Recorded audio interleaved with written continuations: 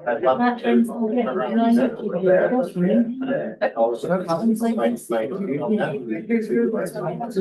regarding the EMS.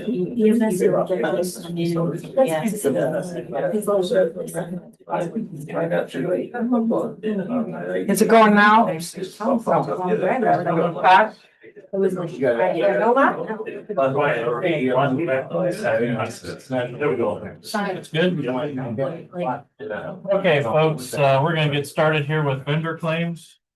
In the amount of $932,184.62. I didn't see anything, was it? I'm moving. Move it. Okay, we got a motion and I'll second. All those in favor? Aye. Aye.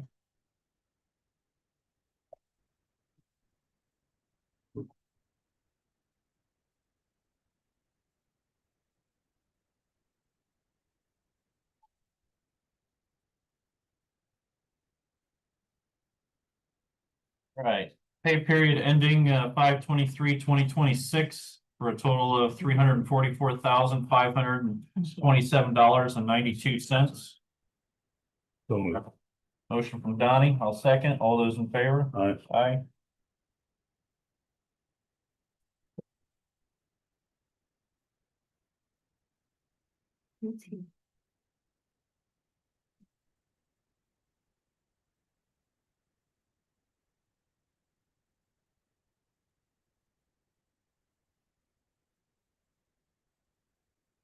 Payroll claims, pay period ending 6/6/2026, $362,934.67. Move. Motion and I'll second. All those in favor? Aye. Aye.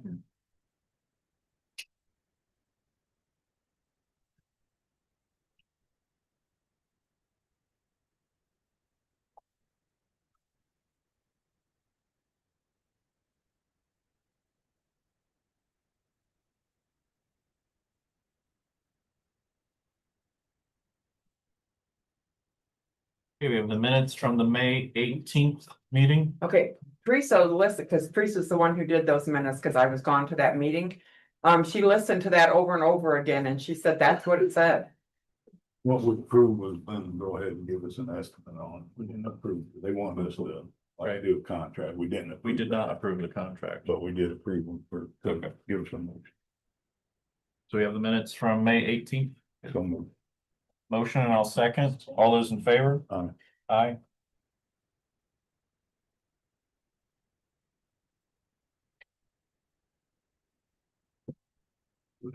I thought about it.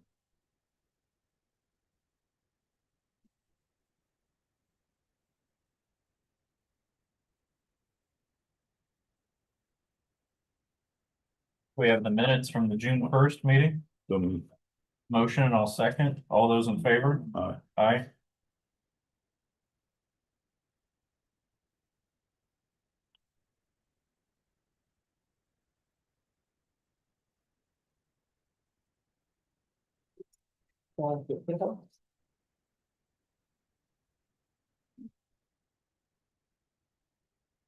Jim, I think you're on the agenda first. I mean, so first. Are you on the mend today? What's that? Are you on the mend today? Last couple times you've had a cold. I know, I'm actually feel great today. Wow. Good. That's good. It's got many shots and. That's Like not about- made for the Bluetooth. So that's for me. You have an infection, you gotta read off. This one, Mr. Overwood. We have a check from O'Hara Law Office for $753.79. Jim can explain why referred, the mate was just a little bit. And I'll Okay. get down to that one. Right. All right, and this is June's report from May. Operations are normal, 4 out of 5 ambulances are running. The newest one goes into service tomorrow. Just getting stocked.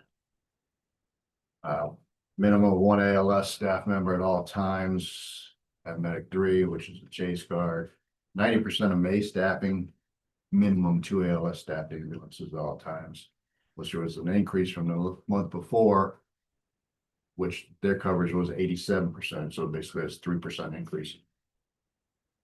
Transfers, our transfers were down. They already did 43 transfers out of 267 calls, which our calls were down, which is good and bad. Good for the community, Right, but bad for finance. Transfers are still 16.10% of call volume.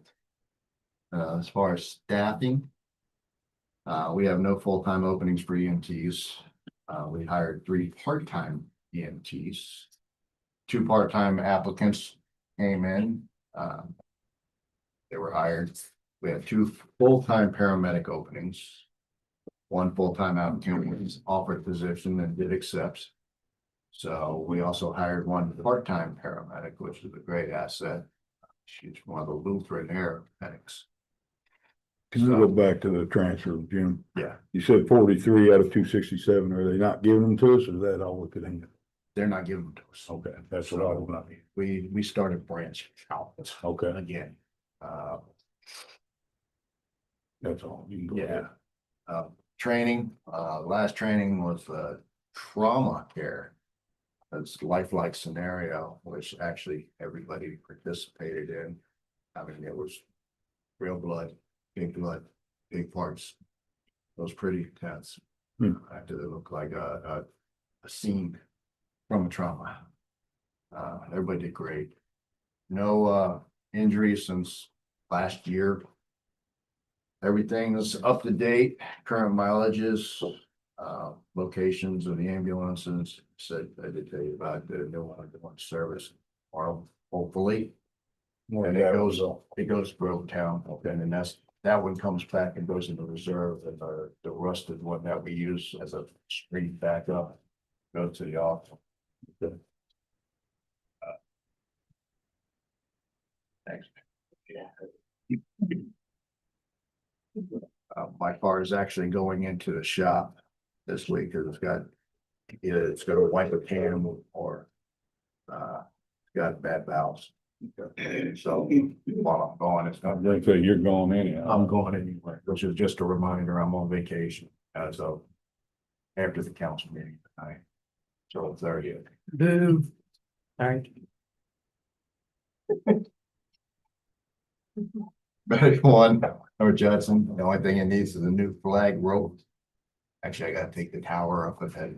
I'll take the tower up and relace it to myself. Medic 3, looking at some upgrades. The guy who we had was doing the upgrades is actually no longer with us. All the lights were switched. It has been painted.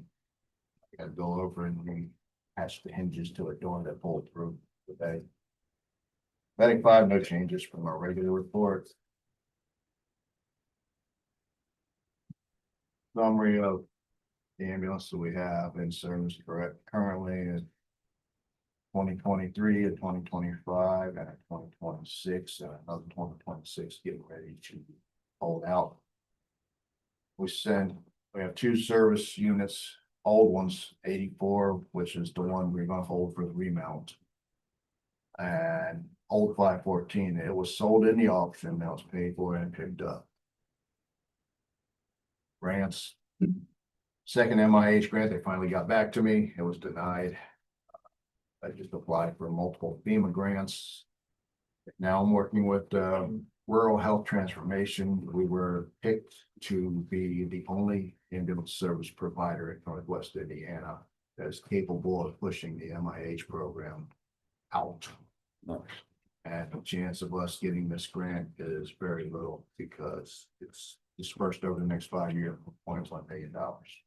Continue this program. They figure this is new modern healthcare, where we go out to the houses and we do our evaluations and everything there. We've got a whole list. The new MIH car will be out next week, once Kenny gets done with it. The best thing about this is it costs nobody any money invested in this. So, I mean, if I can keep it going with grants and serve the community better, that's where the last time we talked, I requested opioid money for the DEA conformance. The approved quote is the next page from Comp Export. I went through 6 different places. This one's the best bang for the buck, and it's the only one that does everything. It's $38,346.83. You said they did approve the month. Yeah, and the next page after that is the email stating it was approved at the very second portion. Jim, you didn't give me those pages. I know.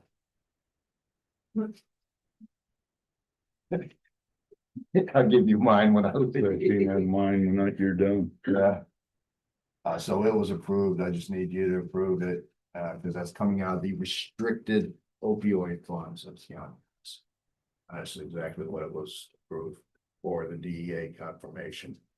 Basically what it is we have to have a narcotic system maintenance log on everything. We have to have a master box, and each ambulance has to have a regulatory box. And this will cover This covers everything, including the backup truck. So there's no switching this or switching it. that. I need a motion on it. Probably. I'll make a motion to go ahead and forward with that. What was the total amount, sure? 38,346.83. I'll second that. All those in favor? Aye. Aye.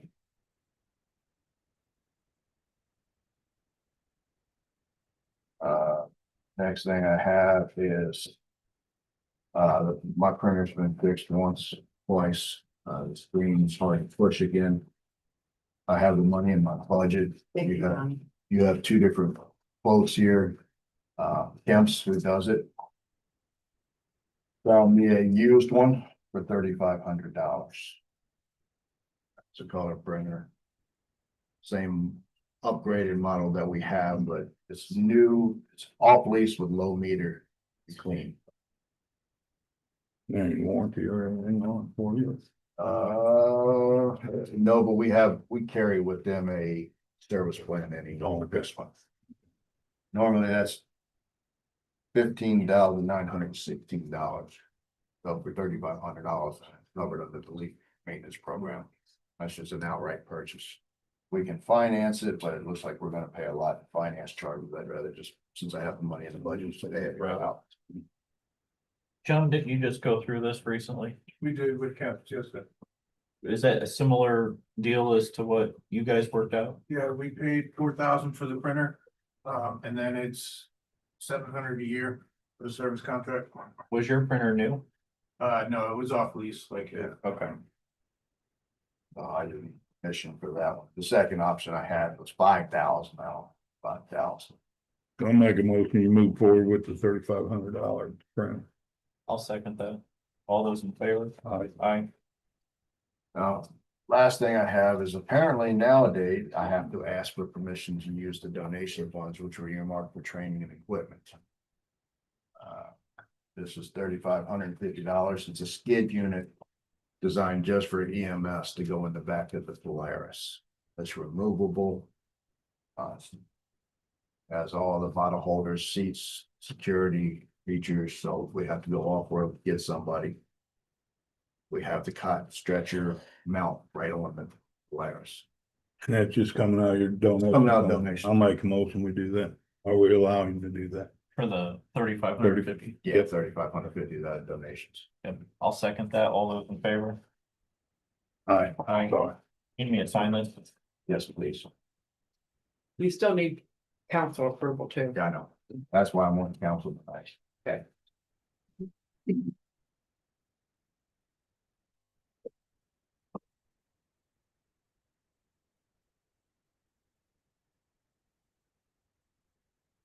Fine, right. That one too, there's no line, you just sign it. No, that's the one, go 30,000.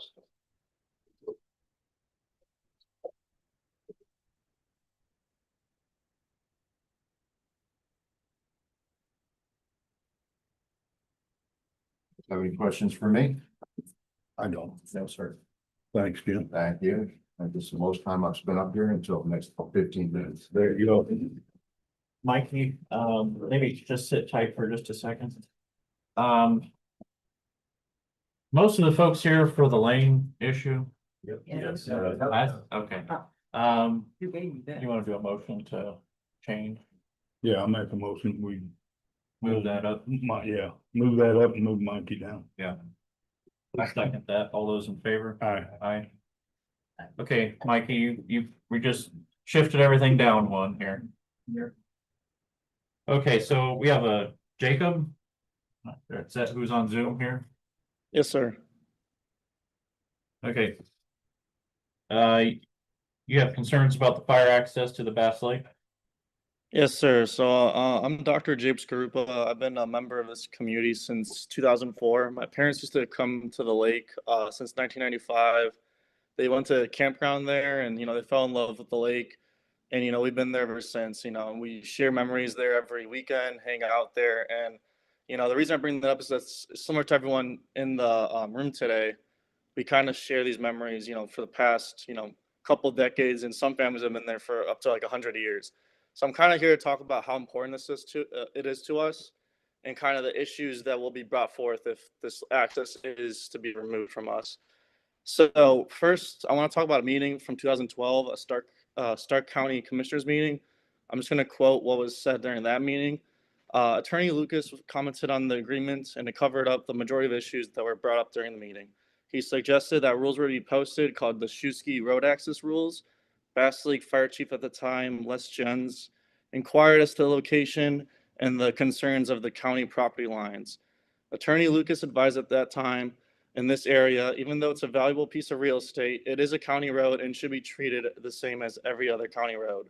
And Commissioner Bridegroom made a motion to approve this agreement, and that Bass Lake property owners are to post rules and signs at the area.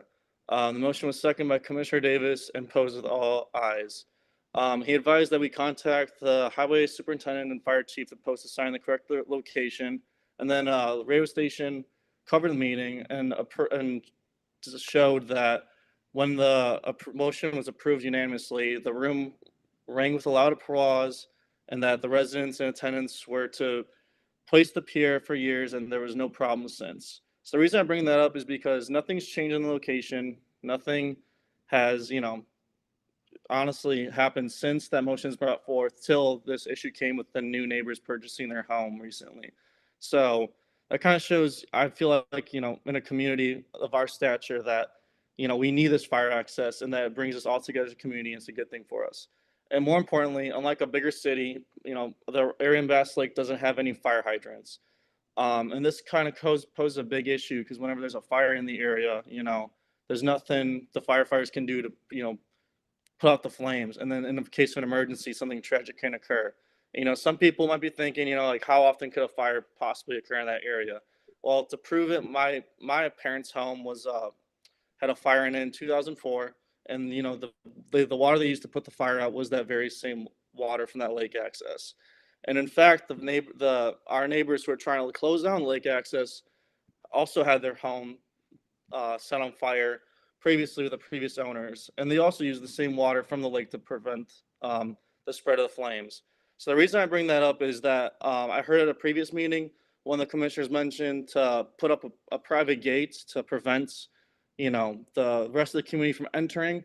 And it seems like if you were to close down that public lake or public access and kind of make it more private and set up a gate, you're thinking, oh, it's a simple in and out. But as a medical professional, I know in a case of emergencies, there's no time to think. As a doctor, I don't put my emergency tools in a separate room behind a lock just because they're expensive. You need these things to be readily accessible, there, ready to go. I know it's a simple gate, but in a case of emergency, a little mistake, the gate doesn't open in time, the fire can spread, big things can occur, and this emergency turns tragic very quick. And then I want to speak about our neighbors' main concerns as to, the public access rights and laws. So Mr. Harper's main concerns was people parking their golf carts and cars in the area. So ever since, I've been here since 2004, the last, 20 some years, and since 2012, we do have golf carts that park on the side of, the access. But there's never been a car that's been parked straight on to prevent a fire truck in case of an emergency. And I can assure that I have the one person I can say that has parked right in the center to block a fire access has actually been Mr. Harper. And I have photographic evidence of that, where his car is right in the middle that can block a potential issue. So I can share that with you guys if needed. He states that this is a big emergency or a big problem for our community, that we park cars and prevent, this from happening, and that we're a nuisance to the neighborhood. So I'd love to see his case and images of that. But the only time we were to park our cars there is to set up the pier twice a year. And if we were there, the cars are attended to. So if in that case, a car would, we can get a fire, we can move in case of a fire truck. He's also unhappy that there's a pier in the area, but the reason we have a pier, and same thing at the commissioners meeting 2012 was stated, was it's there for the use of having anyone who's elderly or disabled to get onto the lake. And the reason we have this is just because, it's fair for the community. There's older members in this community. They deserve to have access to the lake just like all of us, and that, there's no access point to do that besides where the public beach is. And, I don't feel like we should limit people who are disabled just because one of our neighbors wants to close down the lake for his enjoyment. And we heard at other meetings that he was offered the ability to purchase the access, which I don't know how it's possible since, as we can tell in 2012, it's a public road with county access. And say the notion was made that he can purchase this property, I feel like we should also be allowed to kind of, have that ability to purchase it as a community or even privately. I don't see how it would be fair for him to have advantage over the community, let alone someone else that has a similar position. And then also, if we were to close down this lake access, I believe that there'll be a large amount of economic hardship. So, like I was mentioning, if we close down the fire access, I believe that, our insurance rates will go up because there's no way to prevent a fire or to stop a fire in the case of, not enough water or something like that. So there we go. We have to pay more for our insurances. And then the diminishing property value. So many of the properties around the area display lake access. And with that being said, if we were to remove that, I believe our property values would drop 50 to 70%. I've spoke to some real estate specialists, and they said that that's probably what would occur.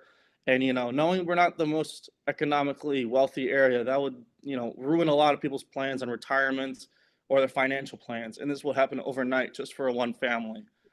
And that being said, if we diminish the property values, it's going to have to change the property taxes. That means that schools, the entirety of the county is going to be affected by that, just because we want to change one person's, for one person's benefit.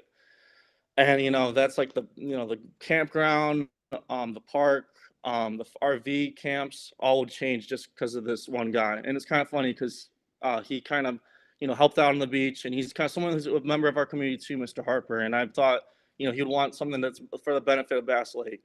So to conclude, I just want you to take this into consideration. We love our lake, and we want to be keeping it the same way it's been for the past couple decades. So many people of our community share this thing, and we want to kind of keep it the way it is. And we want Mr. Harper to be involved in our community as well. He kind of shuts us out whenever we speak to him, and we hope that we can change that and come together and make this a fun place for everyone. So thank you for listening to me. Can I say something? First of all, Excuse me. the commissioner never agreed to sell that property. It's the county property. I don't think this commissioner would never sell a county property for a reason like that. The commissioners are not shutting the access down. We're considering putting a gate in there to stop the parking. You'll still have access there. It was never took. We're gonna talk to our lawyer, see how it all writes up. But the gate, I believe, needs to be there. Can I ask a question about that? Yeah. You're gonna shut half of the access down because the gentleman, Robert Harper, is Nope. using it as a private driveway. Because he doesn't have a driveway. If we shut it down, it's gonna be shut down where you can walk through there, period. And Why, he'll have to open the gate. why do for- we have to do for that? It's been parking. like that for over 70 years. Right.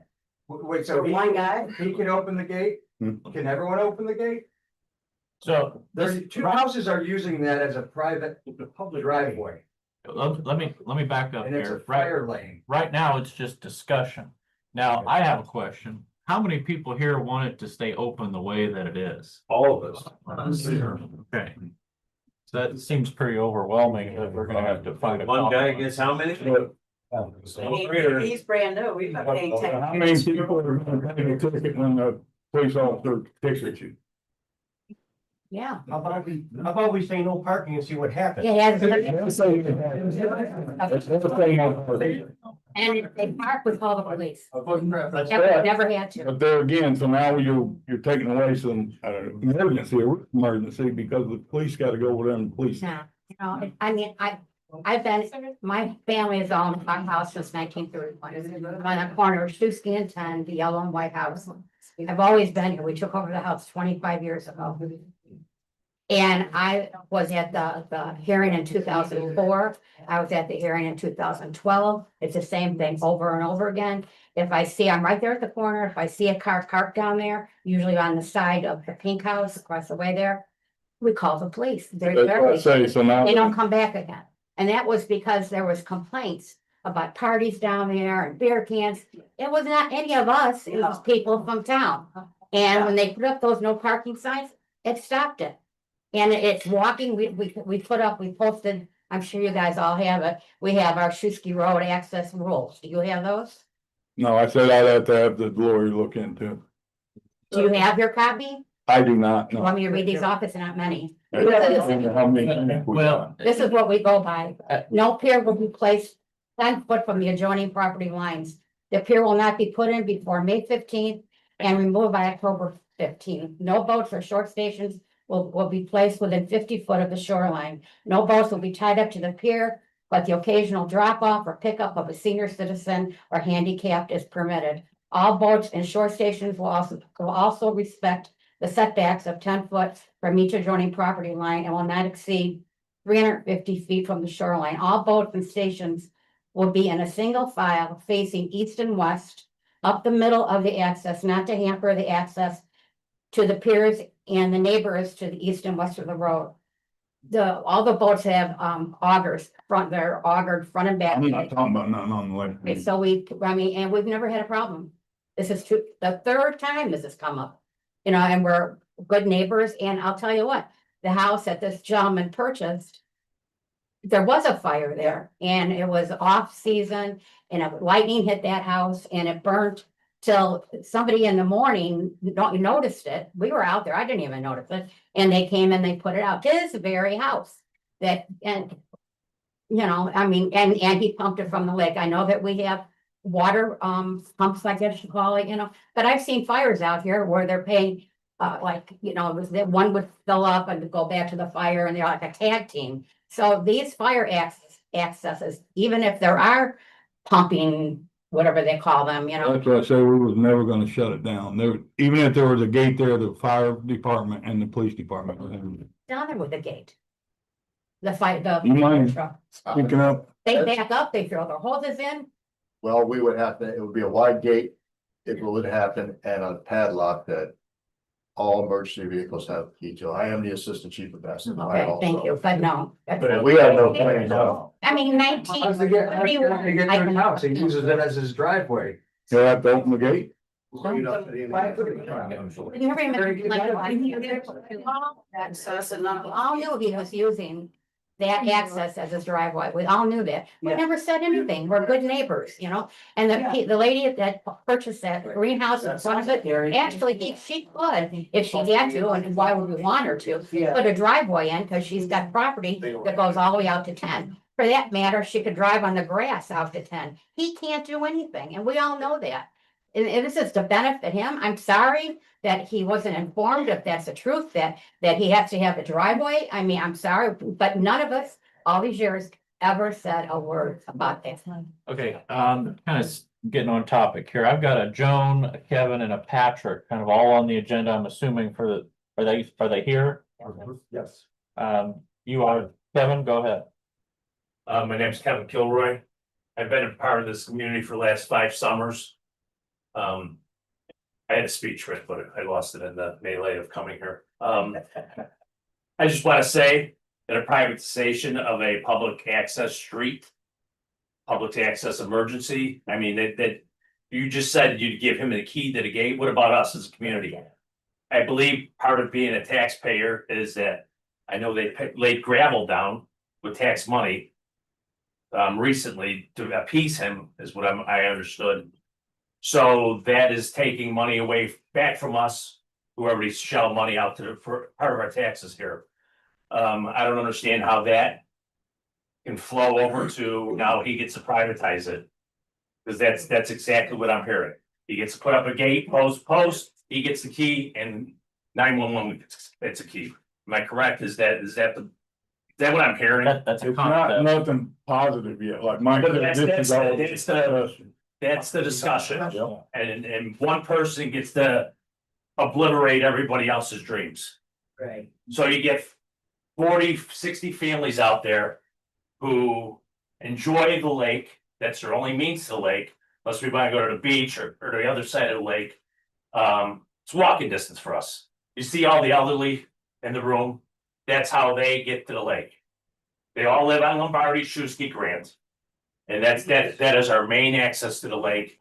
And you guys doing this, taking it away, I don't see how it is even feasible.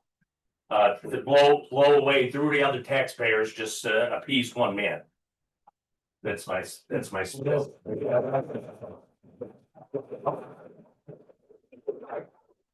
Highway superintendent wants to chime in here. I just want to say you can't gate a public road.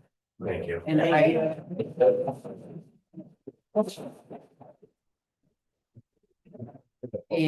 I do get paid for it. So it is ours to maintain. I didn't realize it for a long time that it was on the NDOT inventory. But that did come up, request to put stone down on it a couple weeks ago.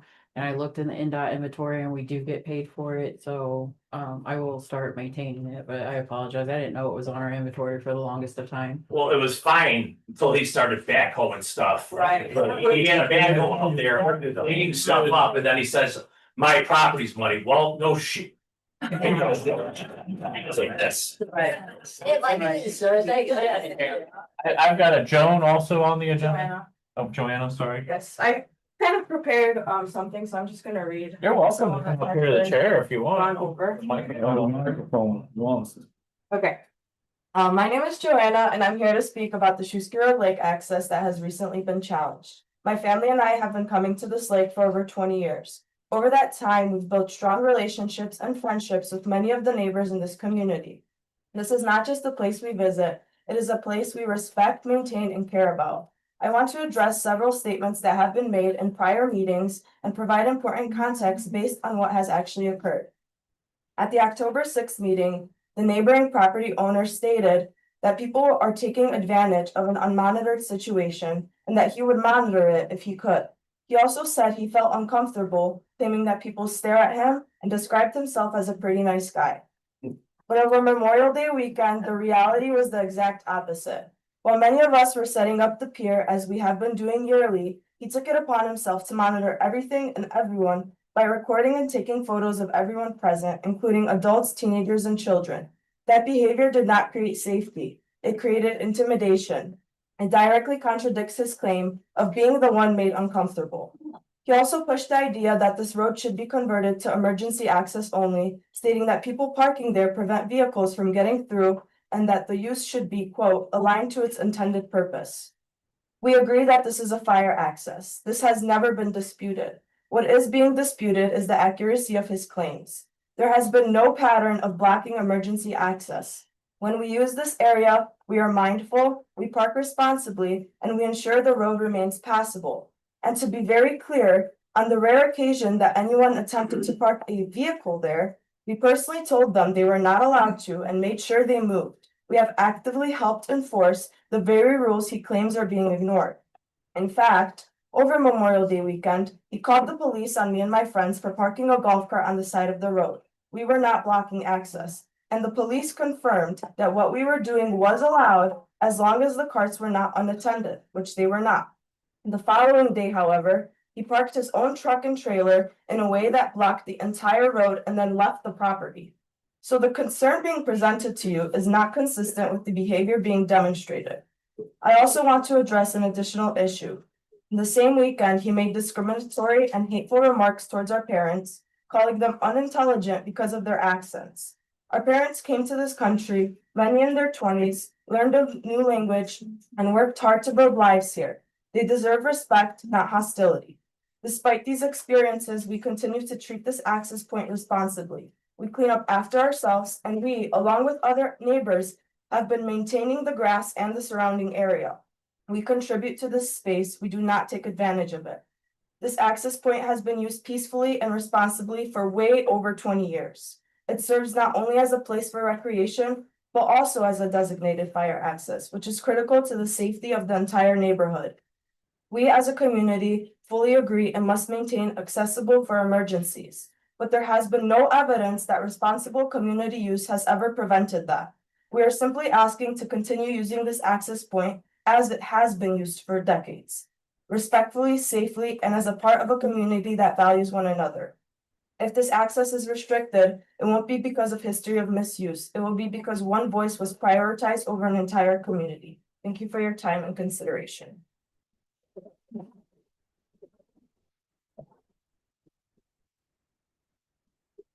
I got a question. Is there any sign posted about a fee for having to tow vehicles? Is there any? Parking. Parking sign, you know, all the way down. But there's no fee of $500 or anything, No. just to block in the fire lane? If you're blocking it, so we've never blocked that access. I'm just asking if there's anything. No. No parking, strictly no parking.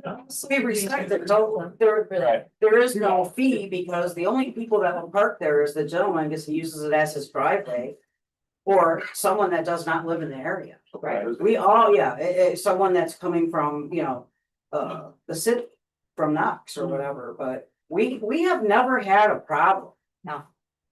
This guy wants to, like you said, privatize this.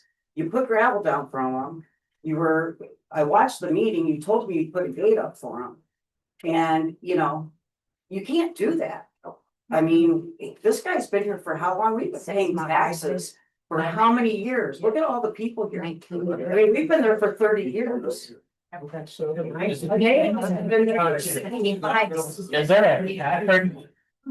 I registered the agenda as Joanna and others because my aunt also wanted to say something. Sure. Is this your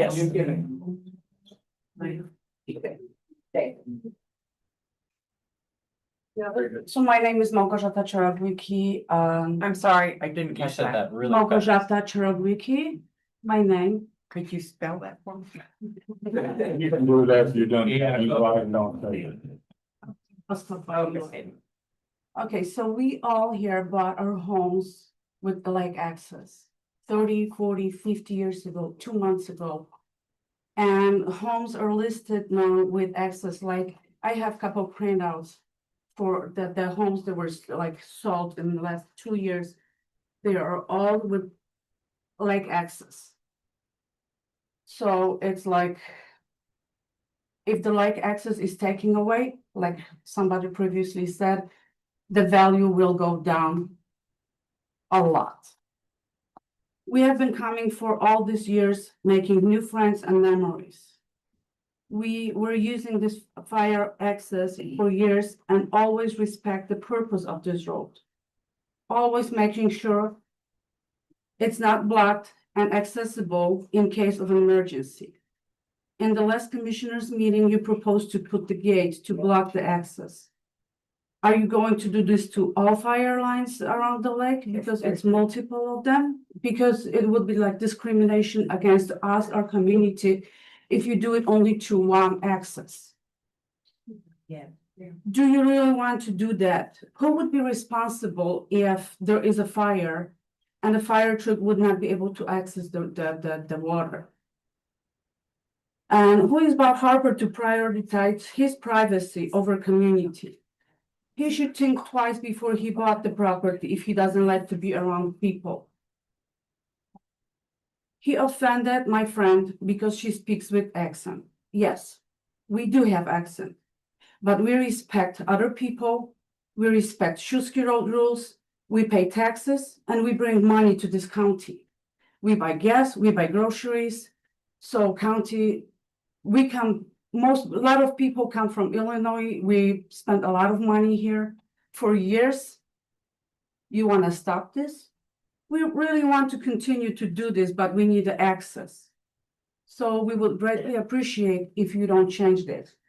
That he was complaining that we are blocking the road, calling the police on our kids. Recording our kids. What business does he have to record the young people, the young girls in bikinis? It's not right. As a parent, we are afraid. Why would he do this? He said we blocked the road. I have some pictures printed out that he is parking his truck. He pulled the jet ski to block our access when we want to drop something. We bring our cars only if we need to drop off something. As soon as we drop off the thing, we drive out. We don't leave the cars over there.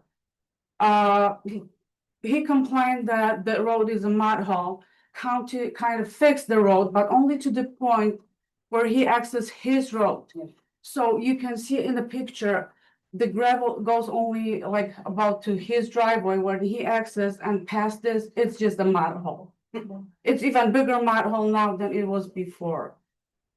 So why would you like listen to one person if you have like 50, 60 people here who have been using this for so many years? And most of us bought homes. Those homes because they were with the lake. You know, there's 13 accesses around this lake. I don't know if they're all fire lanes or if some are needed access, which goes back to Mr. Lawson. But there are 13. So what applies to one is setting a precedent for the rest of them. This is a little different too, because it's actually a road. So it's not just the easement, it's a road. My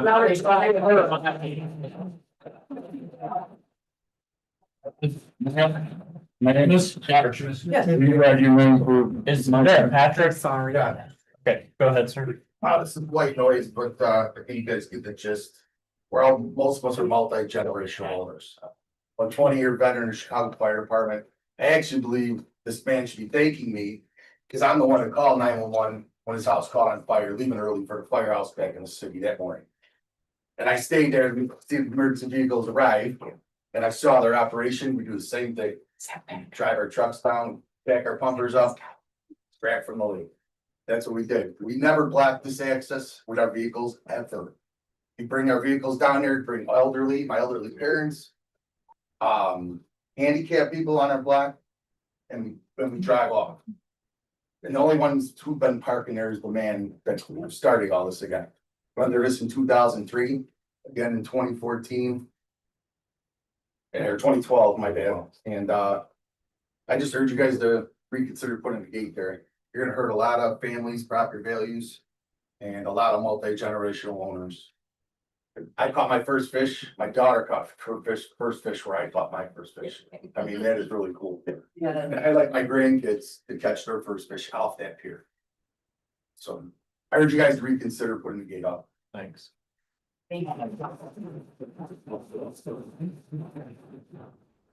So I'm just gonna make the comment, you know, often people in a community will complain about a situation. But very rarely, in fact, maybe only twice in my time as commissioner, have I seen this many people come together on a topic, and I think that's wonderful that you folks did. I honestly can't see any version of this, that we could move forward with a gate. We just got too many folks here, we can't. But I think we can work with the fire chief and see if there can be, you know, I don't know if we can put up a sign with excessive, you know, towing fee, maybe. And a couple of them have even mentioned that. Yeah, you know, we could maybe come up with some sort of compromise so there's not a gate. Right. Can I ask a question about the towing fee? Yeah. You keep saying about parking, so there's always been a rule that golf carts were always allowed to be parked on the side and left unattended. Because we are bringing elderly family down there, right? Nobody is driving them illegally, nobody is parking them in a way. Are you considering towing golf carts as well, or are we speaking of just vehicles? Well, Because mopeds drove down there, bikes are drove down there. I think wagons, what we're they're all hooked discussing up on here the is side. if the fire trucks can't get to the lake. So if there's somebody parking it try and clarify for Yeah. the minutes what you're referring to, so when we can all refer back to that at a later date. Yeah. And to not have an argument with Mr. Harper in the future. You know, I wanna mention one other thing, is I have a plat, it's original. Of that whole area, Shusky Road all the way down, and what that lane has become is a much diminished lane. Yeah. I mean, it should be the same width as Shusky straight down per the plat. So we park, myself too, way off to each side our golf carts, and we're, and I guess I would call the easement. Because that, yeah, because the grassy area, I mean, but that lane should be the width of Shusky. I remember back in 2012, the Pink House, they were brand new back then. They complained and it was about the pier, but it turned out that she realized that it wasn't us, it was people coming out from Knox during the week and having these parties and garbage. That's how the no parking signs came up, which have been fine. And as far as these golf carts, they're on the easement. If you look at it, I mean, it's much more narrow, much narrower than what Shusky Road is, what is stoned down there. So it's, Well, like I said, I don't think there's any version we can do a gate with this many, but I think we can still look at some options just to make sure the lane stays open. Right. So I appreciate all you folks coming out, but I'd say that, right now, we're leaning all in your favor. okay. Could it be something legally documented, so this hasn't come up in I know. another 20, 40, 50 years? Well, we I haven't think- voted on it yet. Yeah, right. But yeah, If you establish it legally, Well, that's what I say, Yeah, and we with could tell. all the paperwork, like you're saying, I was gonna talk to our lawyer, but apparently we don't need to right now. But it's already documented that way, you know what I mean? sir, real quick, go ahead. The commissioners change every 4 years, so you can't. You know, but My we keep family's the- very- Just, two lots down. Those oasis from Genesis 63. Now, I have property on Shoe Street that I purchased over the years. But I have it, abstract of George Lawson, Yeah. who gave me this. You don't see those in there. Starts back at 1852, after President Fillmore. And there is a paragraph in there, maybe the lawyer could look at it. I read it as the grantor herein shall, as well as all others who reside upon any part of said lot 3. It's lot 3, including all these areas that are being built up now, and then state have been for decades. It said lot 3, we have the right of easement over and across the east 10 feet of lot 4 urban subdivision, and from said lakeside area to the water's edge, Bass Lake. This privilege shall be perpetual. So maybe the lawyer, you could look at this and see, and perpetual and the beneficiaries of such easement are to maintain a pier for boats at that point in the Bass Lake. So. And here, Sir, would you mind getting with, Mike Lean's office, the auditors, and have them just make a copy of that, just to make sure that our attorney can get it? yeah. And, you know, it shows the.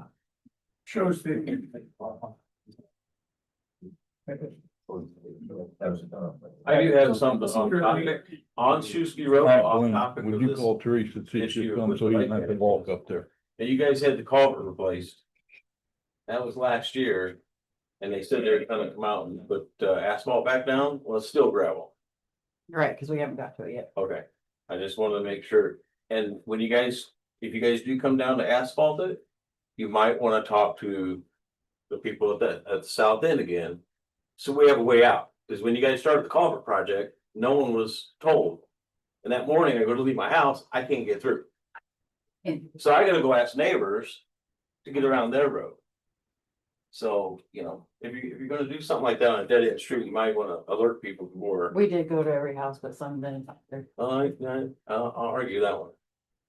Nobody showed up to my house. Montana, we lived just a couple doors down there for 70 years. And I grew up there every summer. And we never had a problem with anybody from Shrewsbury Road. Everybody Shrewsbury Road now. Yeah. Okay. Sir, she's gonna copy that for you. Show her what part needs copy. Okay, folks, I appreciate everybody coming out. Before we jump into our next topic, I'll give, I don't know, what, 5 minutes for folks if they want to clear out, because I know everybody's packed in here. But thank you, everybody, for coming out. I think it's great. The community all came together. It just rarely happens, and I appreciate it. What's that? We're not voting on anything today, because we still got to hear from our fire director and so forth, but we did say that we're. I talked to Daryl, there's one fire, I said one for the. And he said that you guys rescheduled the meeting to this morning and did not notify him. The original meeting was supposed to be in July. I have a copy of the email. You guys I changed to our next light meeting You guys because. rescheduled it to this morning so that he couldn't show up. So I'm not quite sure, you know, what's going on. This shouldn't be a hard decision. So I'm the EMA director, Yeah. so communication with Daryl and I will be fine, that's why I'm here. I'll rely, give him. Well, I'm just telling you that this meeting, he did not know about until I actually told him. They all knew about it. Yeah, Daryl. Yeah, he did not, he showed me the emails. I actually have a copy of them, that the meeting was supposed to be at 5:30 in July. There's Evening nothing, meeting. there's nothing to vote on because there's nothing that's gonna change. It's a county road. Yeah. It's gonna stay a county road. A gate can't be gone up on a county road. So So then why they do we have only- to wait? So they Let's vote only, on it and be done. they would only, Don't need vote to if vote. they're He changing just it. voted. They would only vote if they're changing Just it. wanna make sure. Changing that. That was, yes. That go up to a higher court, being an IDOT. thing. They're, the first step, they would only vote if they're going to remove it from the county road inventory. They're not going to. at That's what this we just time. said. Yeah. So there's nothing to vote on. So are we gonna finish it? Yes, as soon as we have the If it time. was to go into another new meeting that to vote on removing it from being a It would- county road, It would have to be voted here. okay, but but- so if it shows up. Yes, it would go into another meeting. And would Yes. be, It'd be vacant. get that, make sure Yes. you're all in attendance again, and take our day off. I and don't come see it to the happening. city. Okay, just wanna make sure, Yeah. so we don't accidentally miss a Can't meeting. we tell him Without that they're on the Yeah, agenda for the July meeting? I said, oh. See why we need to make any changes. But if we run our component of the. That's between you guys and him. That's got nothing to do with me.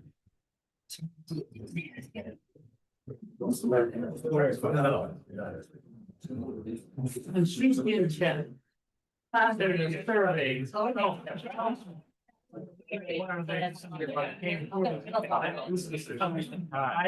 Yeah, upstairs and talking to them about replacing it.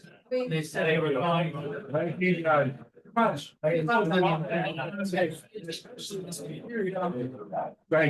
Thank you. Wow. It's gonna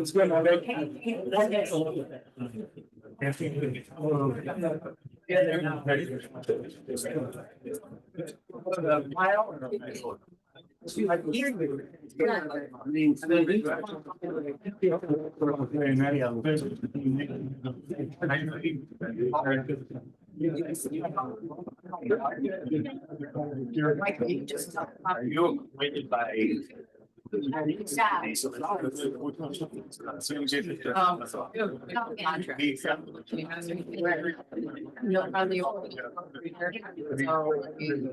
Them create a contract by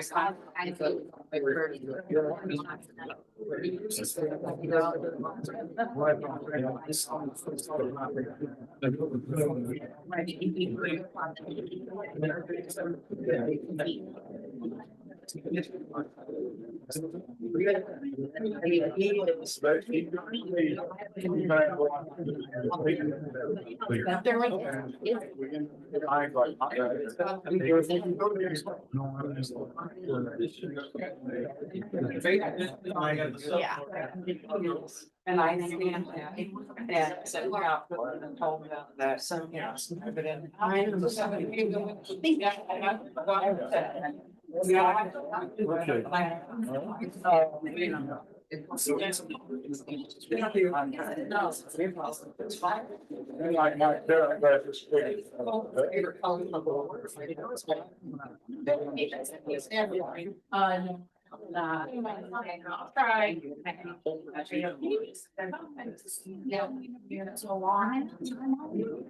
Yes, thank you.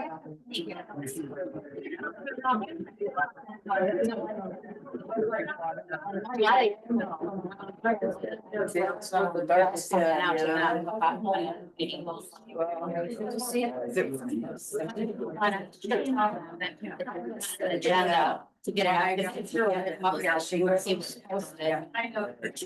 Just. So my name is.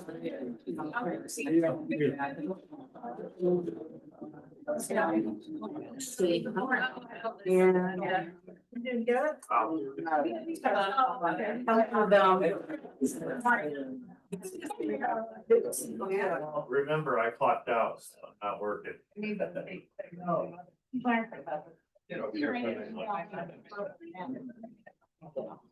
Thank you. You're welcome.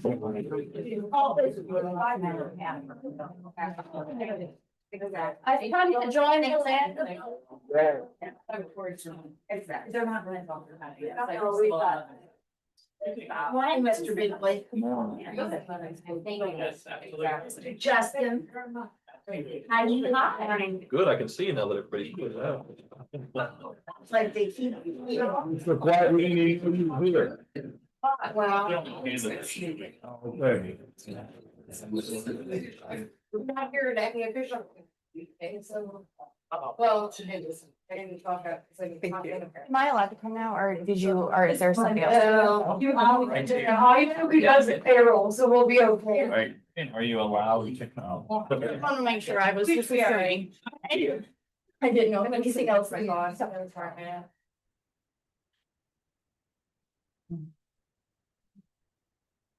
I knew I'd seen you around. Okay, well, I'm here to give my monthly report, Right there. reporting for May and June, our overall status is continuing the process. I had a business retention and expansion visit, with J.R. Hicks. During the month of May, we've continued advancing several economic development initiatives while maintaining a strong focus on business retention and expansion efforts. One of our key accomplishments was conducting that business retention visit with J.W. Hicks, which provided valuable insight into our needs and future plans of one of our biggest employers. We also saw Project Lindback successfully be guided through the Board of Zoning Appeals process, which is allowing the project to move into the next phase. And in addition, we distributed our Starke funds. Throughout the month, we worked on several organizational priorities, including scheduling the survey related to the land swap agreement with the commissioners, completing the first phase of our budget review process, and securing board approval for our upcoming agricultural event. Project Lindback continues to make steady progress, completing its permitting and is moving into its required soil and water testing that it needs to be done. We also continue discussions related to Project Power On, which remains in the preliminary stages as we explore potential locations for office and operational space. CDIF remained actively engaged with local and regional partners through meetings with the Northwest Indiana Board, agricultural strategy groups, and our own committee structure. We also had the opportunity to recognize local students through presentations at both the North Judson Sam Pierre School Board meeting and Oregon Davis's award program. As part of our Starke tank that we saw student teams winning, and we are continuing our commitment to entrepreneurship and workforce development within our schools. Looking ahead, our primary focus for June will be finalizing our budget and be meeting with the Knox Community Schools to finalize the contract and to be conducting a walkthrough of our building. As we move into July, we will participate in the Kankakee Iroquois Regional Planning Committee's economic development best practices training and host an agricultural event at the end of July. Overall, we continue to see positive momentum across our project portfolios and remain focused on building relationships, supporting local businesses, and creating opportunities for future investments in Stark County. So, you guys have any questions? How's, Good. how's the organization doing? Is we're doing good right now. We're finalizing our budget right now. Getting ready to figure out what we're moving into in July with our budget. So we have our last to finalize the budget on June 29th, and then we'll move into our new fiscal year July 1st. Great. Well, thanks for coming. Thank you. Thank you, Mike.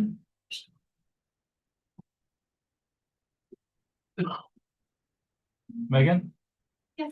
Hey.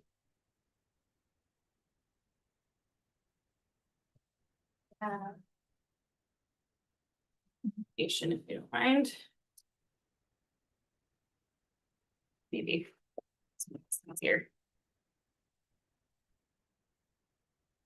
Yeah. Yeah, of course. This is our kind of proposal. I don't know if I sent it or not. Right. Okay. Yeah, so my name is Megan Johnson. I'm here with Carissa Lucas. I'm the board president for Hope Restored Recovery Home. Chris is our board treasurer. And we are, if you're not familiar with Hope Restored, we are a recovery home over in North Judson. We serve men who struggle with substance use disorders and other addiction problems. And yeah, we just try to provide structure, accountability for them. They live at in our home. We drug test them regularly. We require them to go to meetings. They have to get employment, that sort of thing. So our house holds, we have 10 beds available, so we can hold up to 10 guys at a time. And yeah, we've been open for about 3 years now. So I was just gonna ask how long you've been open. Yeah, we've been open for 3 years. I guess January would have been 3 years, so a little over 3 years. We've served around 60 men total. Average length of stay is anywhere from 6 months to a year. So we let them stay kind of however long they need, make sure they can gain their sobriety and have a good support system and plan before they move out. So yeah, we are a nonprofit organization. We are a faith-based organization. Our staffing structure, we have 1 full-time director and 1 part-time assistant director. And we're governed by our board. So there's 6 of us on the board. And yes, that's kind of our overall structure. So our request, basically financially, to sustain our operations where we're relying on rent paid by our residents, which does not cover our expenses, but it helps. And we hold 2 large fundraisers each year to help kind of bring in some income and any other donations given by, support from the community. We've been able to get by. Okay, I wouldn't say we're thriving in any sense of the word, but getting by financially. But our request, we wanted to come and request funding from the opioid settlement funds to help support our full-time director position. And in the proposal, I put on the second, maybe 3rd page, there's a budget breakdown of what we're requesting. We're asking for $104,000, which would cover 2 years salary and associated costs for that position. When we met with the opioid ad hoc committee, and originally we're just requesting 1 year, which would have been the $52,000.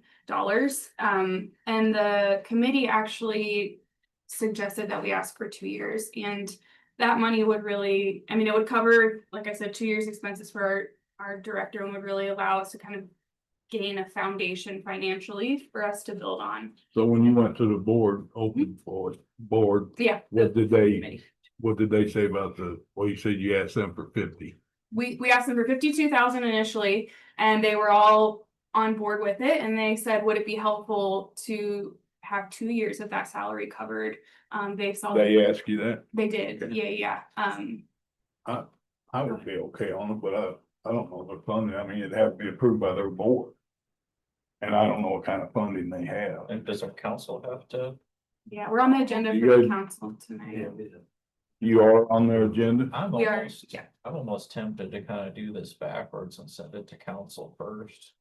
And just see if they have an appetite for spending and how much. Right. I mean, I'm not opposed to helping them out. Right, some way, and but this is that's a quite total different fund though. I was I gonna mean, say, yeah, It's up to that board, right, Todd? Yeah. yeah, And then they've already approved it. they did approve it. Yeah, the opioid settlement funds is what the pool that we're asking for this money from, and that The money is restricted or unrestricted? probably the restricted only because it would apply directly to that treatment recovery home kind of category. I don't see a need for it to be used from the unrestricted funds. That could be used for anything else. Yeah, there's a decent amount of money and it's coming in each year too, that money is, so. There is plenty in there, Todd. There was last time I looked. Usually I bring the thing with me and you guys never, oh wait, there is one. We'll make a motion, we do it. No, I don't have it. Done it on the council and the hopefully. If I bring it, nobody asks, and if I don't bring it, they ask. So you're suggesting pending council approval. Council and the other board. So. The other board, she said already did approve. That- Only half of them. Oh, no, they approved 2 years. then. They approved 2 years. Oh, you- okay, I thought you said one. Yeah, well, we had originally asked for a year and they were the ones that said we'd like to approve the 2 Yeah, years. I make that motion long, council okay with it? It's Okay, that's.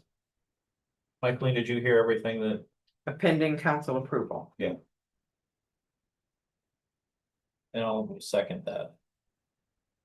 All those in favor? All right, Aye. there you go. Justin, any loopholes here that we need to be aware of? No, my only question was, I was assuming it was gonna come out of the restricted fund. That seems like the best fund for it to come out of. I don't, like I said, pending council approval. They're the important piece here. From your guys' perspective, I don't see any And issues. this is gonna be a request for 2 years, so you won't be back next year for another request. And do you want them in 2 separate, like, Doesn't matter. are you wanting 52,000 this year and 52,000 next year? Whatever would be easiest for whoever, it doesn't. I wonder if that would be easier for us to do 50 this year and 52 next year. Then it's not all coming out at one time. Really be that board though. I agree. I mean, they're in charge of it. Yeah, but I don't know how they worded it, is what I'm getting at. Right. I did not come into that meeting with a 2-year request. I was not planning on them to say that, so, yeah, I do know that, the opioid settlement funds, there is a big pool of it and it will continue to come in chunks for the next 12 years. Is that, yeah. So I don't foresee there being a lack of funding next year. But again, if that is easier for you guys. And my life thought is if they burned through and then came back next year, whereas we could set it up and do like 52 and 52 a year from now. We would also be happy to put it into a separate fund, into a separate account, so that it stays safe and completely for payroll only. If it would make you feel better. I think Todd's the only council person here, but that might be something that your board could discuss. If you want to do it all in 1 year or split it up into 2 payments. Personally, myself, I like the 2-year. You know. Have to come back next year and not authorize 2 years at once. That's my personal opinion. That's not the board's opinion, so. We're good with whatever. Okay. All right, thanks. Thank you so much. Appreciate your you. time. We'll pull up a chair and put me. I'm gonna sit right behind you. Hey, I'll sit right I next was to gonna you. say, pull the chair and sit beside me. Good morning. I'm close-ish. Well, April and I are here wearing our Starke County Humane Society Board of Directors hats oh, today. wow, okay. I am A the few of board. those hats. I have a few hats. Yeah, we're like NASCAR drivers in the hat hats. Yeah. I'm the board president and I'm just bored. I was good. I'm new. I didn't remember if Yeah. you were an officer or not. No, that's fancy. We are a volunteer board for a volunteer animal shelter, for a private animal shelter that provides tremendous resources both to the county and county sheriff's department and other law enforcement, as well as to county residents. And let me just for the record explain a little bit about what we do. We are a no-kill shelter that provides care for homeless and unwanted animals in Stark County. And animals stay until they are adopted, so our space is limited. And one of the reasons we're a no-kill shelter, I mean, of course, it's a humane thing, but it's also a cost thing. Because the state in 2021, House Bill 1201 was passed into law, and it requires all animal shelters and rescues to have both dogs and cats 6 months and older spayed or neutered before they can be adopted out. And it's caused a big impact on our costs and the cost of adoptions. We hear people say, well, you're a humane society, why do we have to pay so much to adopt an animal? So we can maybe recoup some of our costs. We don't even break even on that cost. So because of that, it's driven our costs up. They also receive vaccines, veterinary care, even through the low-cost spay neuter clinic, which I'll get to in a minute. It's low cost, it's not free, not to mention the cost of food, shelter, overhead.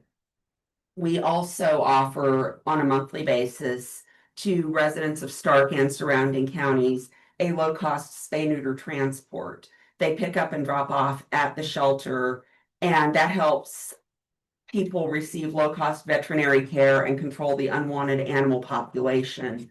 We respond to animal bite reports and coordinate with the health department to file necessary compliance paperwork. We support the Stark County Sheriff's Office and other local law enforcement agencies when emergency animal situations arise. We provide animal care best practices and education to the community, including spay and neuter education. We reunite lost pets with their family, provide volunteer and community services opportunities. Back to the cost of veterinary care, our average monthly costs are $1,300, and that's continuing to go up. And we operate on donations and love, and we're grateful for that generosity. But we're here today with a request. I'll give you the total amount and then a breakdown. We're asking for $54,250 from the county for some one-time costs that can help us to be more self-sustaining. We would like to open a thrift store, which would be staffed during certain hours, and that would be a means of raising money. And in order to do that, we're looking at an upfront investment of $18,700. That's to purchase a 12 by 20 building, a concrete pad for the building, run electricity to it, and have a wall heater. And then some capital expenses that exceed what our budget will allow. We need a new furnace, central air, and exhaust for the shelter building. That is where the animals are kept. We need to keep them at a comfortable temperature year round. Our existing equipment is over 30 years old, and during the last repair, we were told it's not going to last much longer. It's hard to get parts. So that cost $14,000, includes installation for a new HVAC system. New computers, we're looking at $1,000 for that because right now we've got one old computer that's not functioning properly. This would cover the cost of 2 new ones. Live traps, 10 of them at a cost of $550. Most of ours are non-functioning and beyond repair, and the community borrows those from us to catch feral cats that need to be spayed or neutered. They go out on the low-cost transport and come back fixed. So again, that cuts down on a problem in the community. And then also, if you would be so kind, some assistance with that veterinary medical cost for a year. We're asking for $20,000 for that, for a total of $54,250. And April, I'll let you take it from there. You really nailed everything. The only other thing was just, I added more money this morning because since the storms have come through, the shelter has been without power. It still wasn't on as of last night. So they had requested maybe adding a generator on there for $1,49. So we're trying. I'm just more expensive every time you talk to me today. We're trying to do this as inexpensively Talking as. about portable generator? Okay. Yeah, they sent me a portable gas generator. That was, I was just gonna say, you're not gonna get one on demand for that. Yeah. No, we're trying to do things as inexpensively as we can. And again, I want to just say we're very grateful to everyone who donates either supplies or monetary contributions, everyone who helps us with fundraising. We've got several fundraisers coming up ourselves. We And participate in about anything we can for fundraising, the Bass Lake, the 5K coming up. We've got several, the Jeep and for Pets coming up, doing fundraising and everything. we've never gotten any funding, and you know, Have you got prices from somebody for this? yes. They're gonna do it The for, director she put together the list, she just wasn't able to be here today, so then we had to. So she had gone through the pricing with all of that. And So we do a lot of fundraising to try to help defer the costs. It just is. People don't understand it's not a county funded building, which I understand that, but it's. and Used to be. yeah, down, budget. So it used to be, so in Seeded, there was always a line for $4,000, $3,000 or $4,000 for the Humane Society. When I was auditor, you guys just stopped sending invoices. Oh, So it's, I mean, it's. you got a fund in there now? wasn't anything in there when I started. Yeah, you should look at the budget again, because in Seeded, there is a line for Humane Society. Can you check that, Fern? I will check it, but there was no, Unless I it wasn't mean, put there in might have this been a year. line there, but there was no money in there, but I'll check. No, there was an appropriation, so there has I'm gonna always say been an that, appropriation. so it should be money in. I, Yeah, I It's always. don't. I've never heard Since anything I've been about on the it. board, I've not So been there. anyways, yes, the county, you can even pull the, pull the checks paid out. They Oh, used to thank give you you. guys $3,000 or $4,000 a year. But I probably suggest since we GMP table it to our next meeting. feeding. Yeah, cause I, and let Michael ain't check into it, you might have money in there too. yeah, cause if we had to vote today, I'd be a nay. But I'd, as you know, For I, everything? yep, cause I'd wanna come out and see. Yeah, have you come out and As see you it? know, I love to see what. Yeah, I'm good with that. You know, Yeah. we appreciate that, and we're here today.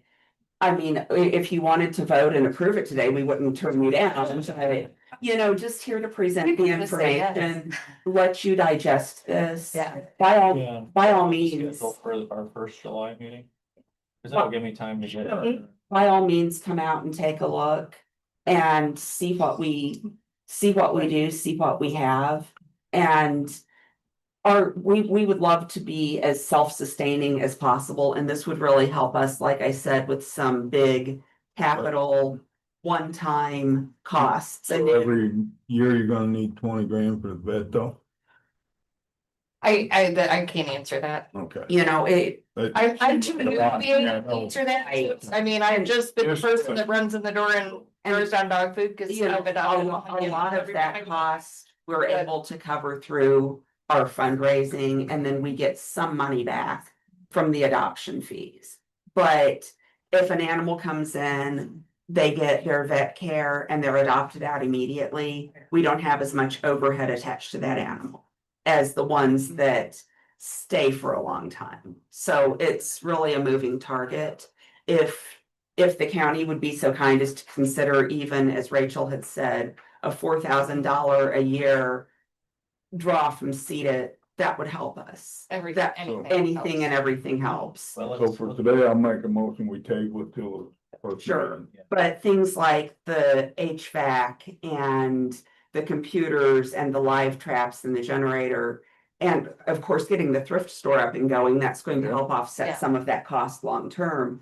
Those are things that we don't anticipate coming back and asking for. I mean, I hope this new HVAC will outlive me. Right. So, but we appreciate your time today, and I gave them all one. I was going to say, April brought the copies today, so you have those, and would love to have you come out and take a look. And if you are so kind, I'll just again state this for the record, if you are so kind as to fund our request, we're happy to come back with reports, with pictures, with whatever you would like. Bring the animals. Yeah. Doing it out in the parking lot if you want, or whatever. But thank you for your time today. It's gonna be meetings. We can't go together, right? Could you imagine? Is there any loopholes? So there is. Loopholes for a site visit. So we don't have to go, in case Donnie wants to go, we could just meet them at the same time. I just don't want there to be a forum, so. Sure, just let us know when you want to come out. Thank Is you. there any special hours out there? No, she's closed on Thursdays, so I mean, it's not open for the public at that day, so we may be able to, so you guys just let us know. what You works let for us you know and what what works you're for you. doing. We'll meet you there. Okay. Thank you. Thank you, guys. And it's the commissioner's budget, I'm sorry, I was wrong, it's not seated, it's the commissioner's budget in county general. Oh, okay. Oh, yeah, there is a line item in there. Yeah. How much money's in there? God, I don't. Could you- It's appropriation, so. Oh, so if It's- it didn't was build usually up. 4,000. The last time an invoice was sent was October 24th. Thank you, I appreciate it. So- October of so they- 24 is the last time, yeah, so what they did every year is the Humane Society, just like with. Council on Aging, anybody you guys get, just like with the 4-H clubs, they invoice basically the auditor and say, hey, I'm asking for my $4,000 allotment. Okay, Well, So thank you. if it is in the commissioner's budget for 2026, you can still send that invoice and you can still Okay. get paid that money. okay. I'm gonna trade you budgets for an answer later on today. Oh, okay. Thank you. Thank you, guys. Thank you. Bye, Ruth. I'll see you later. Yes, I do remember seeing it in county general, but I didn't think I saw anything to see it. Yeah, her head is swelling, you have to be really careful about that. Thanks. Okay, you guys ready? Yep. Yes, ma'am. Hopefully pretty quick. So I was here about the Yeah. exempt. So Michaeline did file the paperwork. We did get the exemption. I reached out to Fiddler and the hotel, and they did do a reversal for the tax. Right. So they had to send it was $42 worth of cash. I deposited that into the recorders. And I'm going to write a check to the treasurer's office, and I asked for that to be put back out of the fund that it came, which was the perpetuation. Thank you. So you got a regular. Yeah. cost That didn't cost extra. Right, so I mean, I talked to Michaeline about it, she suggested I come here, so that's really all I needed. Good to know. Is that now in Illinois? Yes, And it's good. I think it's good till 31. Yeah. The only trouble is I filed for it right away, but they didn't send it till after she got back from the meeting. But, I mean, that's what this But paperwork they'll is. refund. Yeah, I'll bring you a check today. Okay. Thank you. Thank you. You did see, Mike, I forwarded you the email from the State Board of Accounts just for future reference, their response about sales tax in other states. And I'm glad in this case, it came up that we didn't have to pay it, so just in case it comes up in the future, I emailed the State Board of Accounts, the compliance director, and she said that they would not, so upon an audit, they would not take exception to you having to pay sales tax in another state. So long as it was approved by the Board of Commissioners, they can't control obviously what other states do with their tax exemptions, so. I think I have it here. Do you want a copy of I it? forwarded it to Mike, but maybe Yeah. Donnie wants to see it, just again for future reference in case somebody denies already. So you don't want us, all right. All right, thank you. Thank you. All right, Rachel.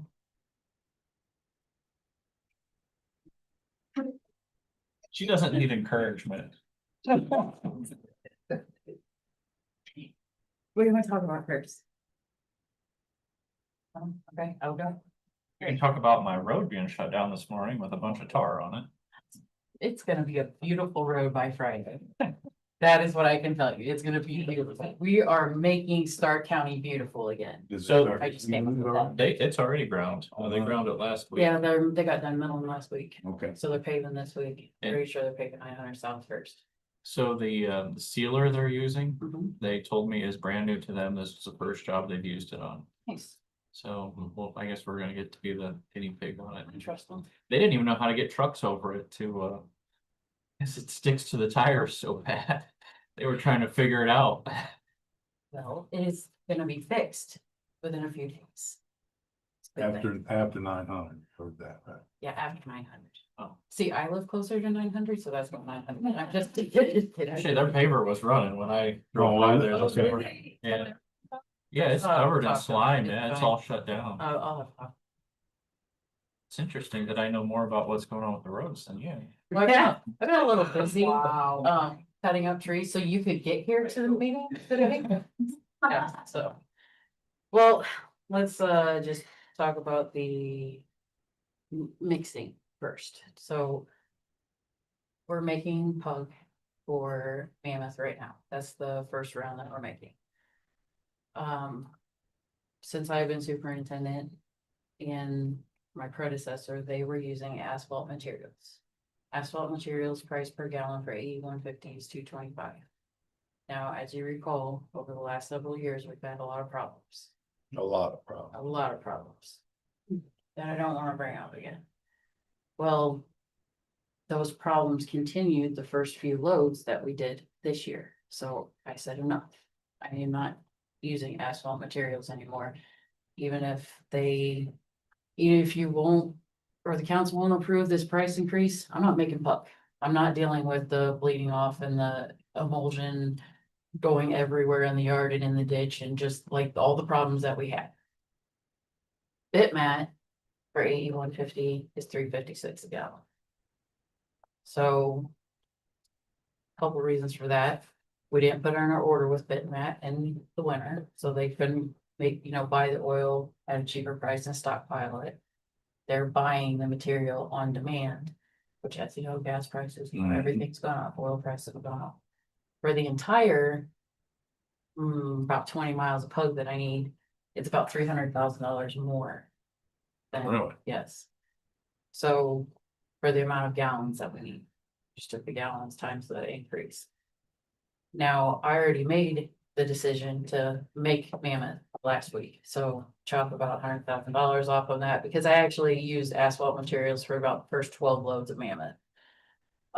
So to make the remainder of what we need for about 10 miles of paving, not Mammoth, just what we want to do ourselves, would be between $100,000 and $150,000 more to make the material. I don't have the money. I'm not asking for money. I have the money. I suggest we go with what you're going with the new stuff and talk to them about next year. I already did. So that you can So yes. get a better price. Yep, if I come up with the gallons that we'll need for next year, they'll buy the emulsion and the oil at the cheaper price during winter, make it and stockpile it. Was the 225, was that purchased in the winter? No, I'm just curious, why didn't we buy it if we knew we were gonna pay for it?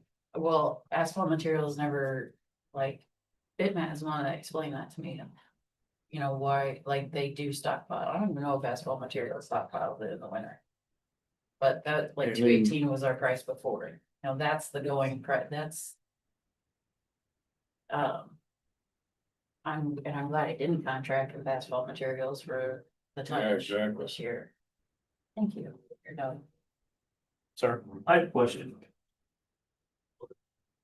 Due to this price of the oil, how much more is this gonna cost us for the manual part of it? So I saved money for the first phase. So I actually have money left over in the first phase that I'm gonna put toward phase 2 and 3.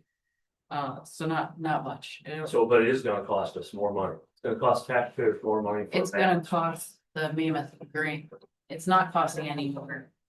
Yeah, enough money. For the Mammoth, yes. Enough grant. Yes. That paying for all the labor So- as well. I asked for a meeting last week with the commissioners and council, Yeah. a joint session, so I could discuss this before I said, okay, go ahead and make the Mammoth Right. material.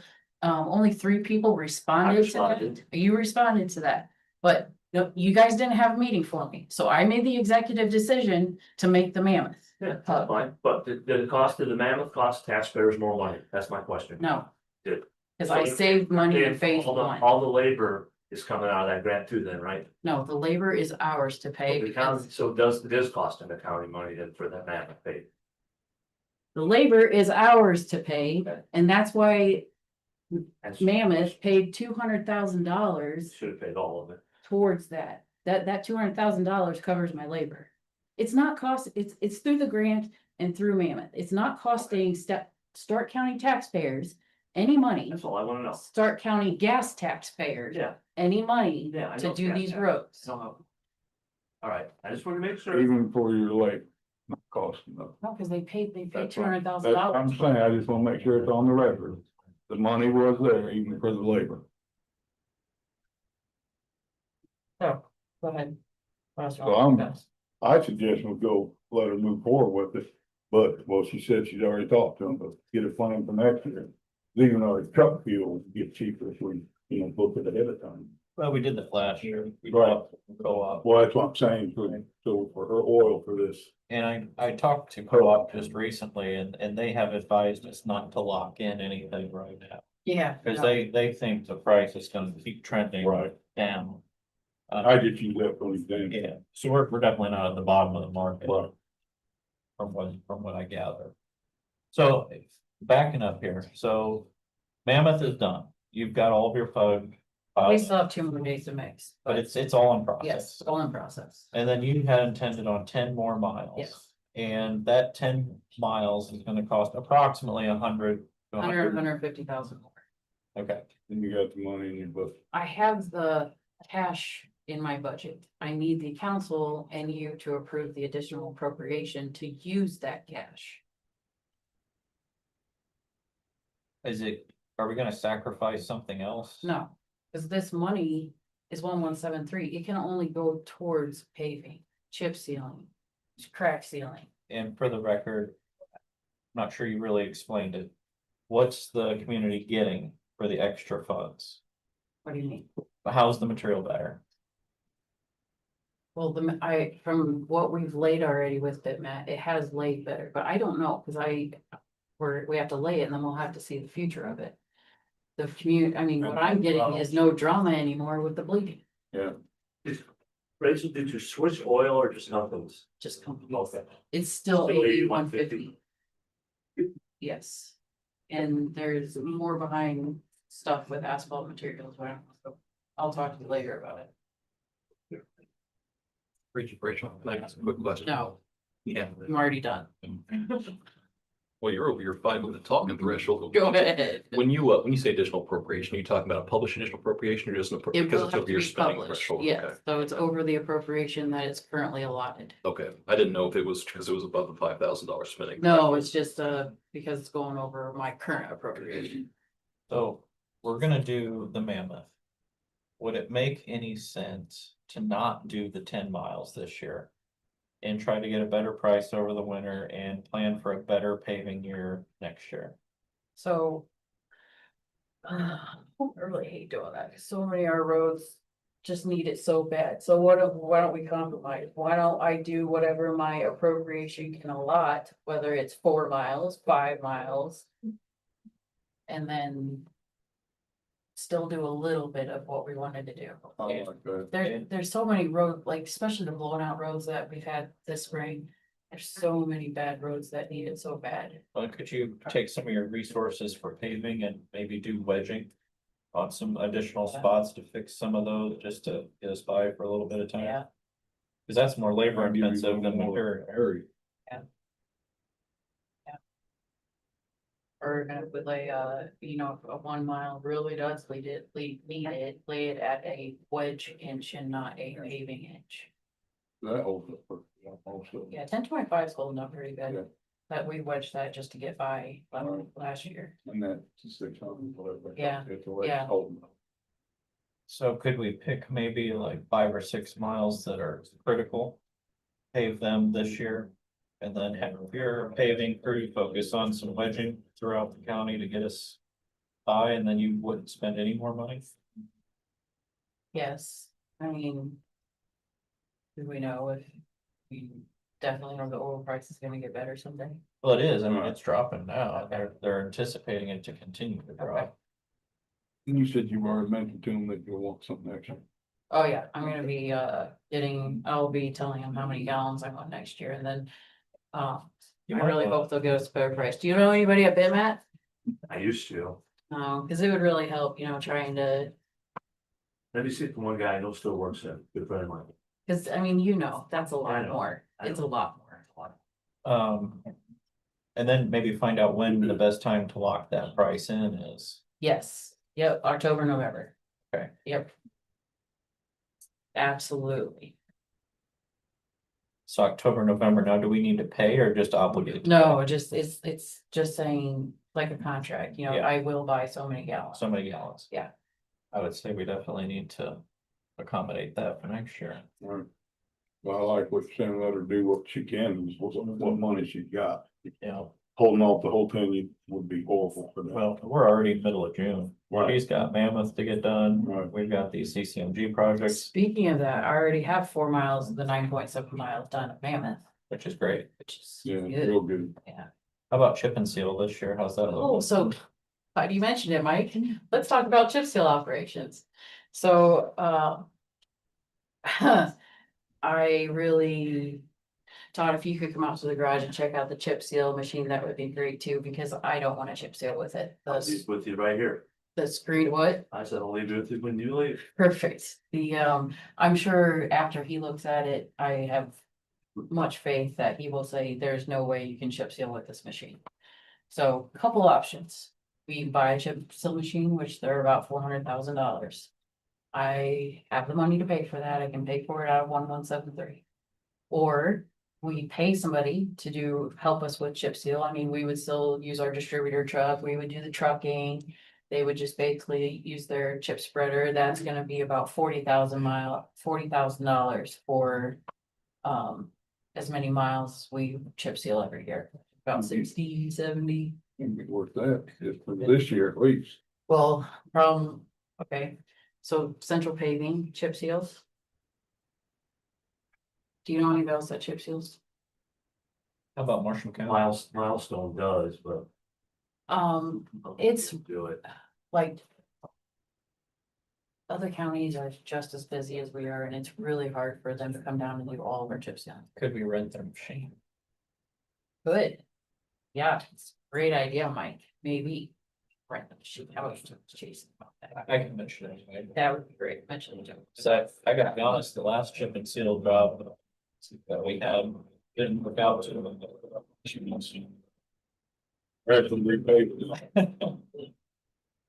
So, It's still kind of a joke when I But- tell people my road's melting today. I'm sorry, I gotta go slow.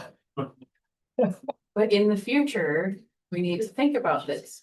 We need to either get a chip spreader or pay somebody to do our, I don't wanna rent somebody else. I mean, I don't. Did wanna you use get a somebody bucket else. truck yet? Huh? Did you get a bucket truck yet? No, not yet. I'd say don't fly nothing. Run out of money where you can't get a bucket truck. You gotta Yeah, have a no, bucket truck. yeah, no, I haven't got one yet. I haven't really found one that, I'm just saying, let's not burn the money up. on Yeah. this. oh no, that's a different, Oh, that's okay. different fund anyways. So yeah, future, we need to decide if I need to move forward with operations as far as like help, like paying somebody to help us chip seal every year or purchase our own chip spreader again. Which we'll have more on that after Todd. I'll be honest, depending on what they come up with, I mean, we already bought the mower for this year. If we're gonna do another big expense, I'd prefer to do it next year. If we can find a way to get some work done there, Rent that machine, something, and there might be what's it, man, at Marshall County. right? Right.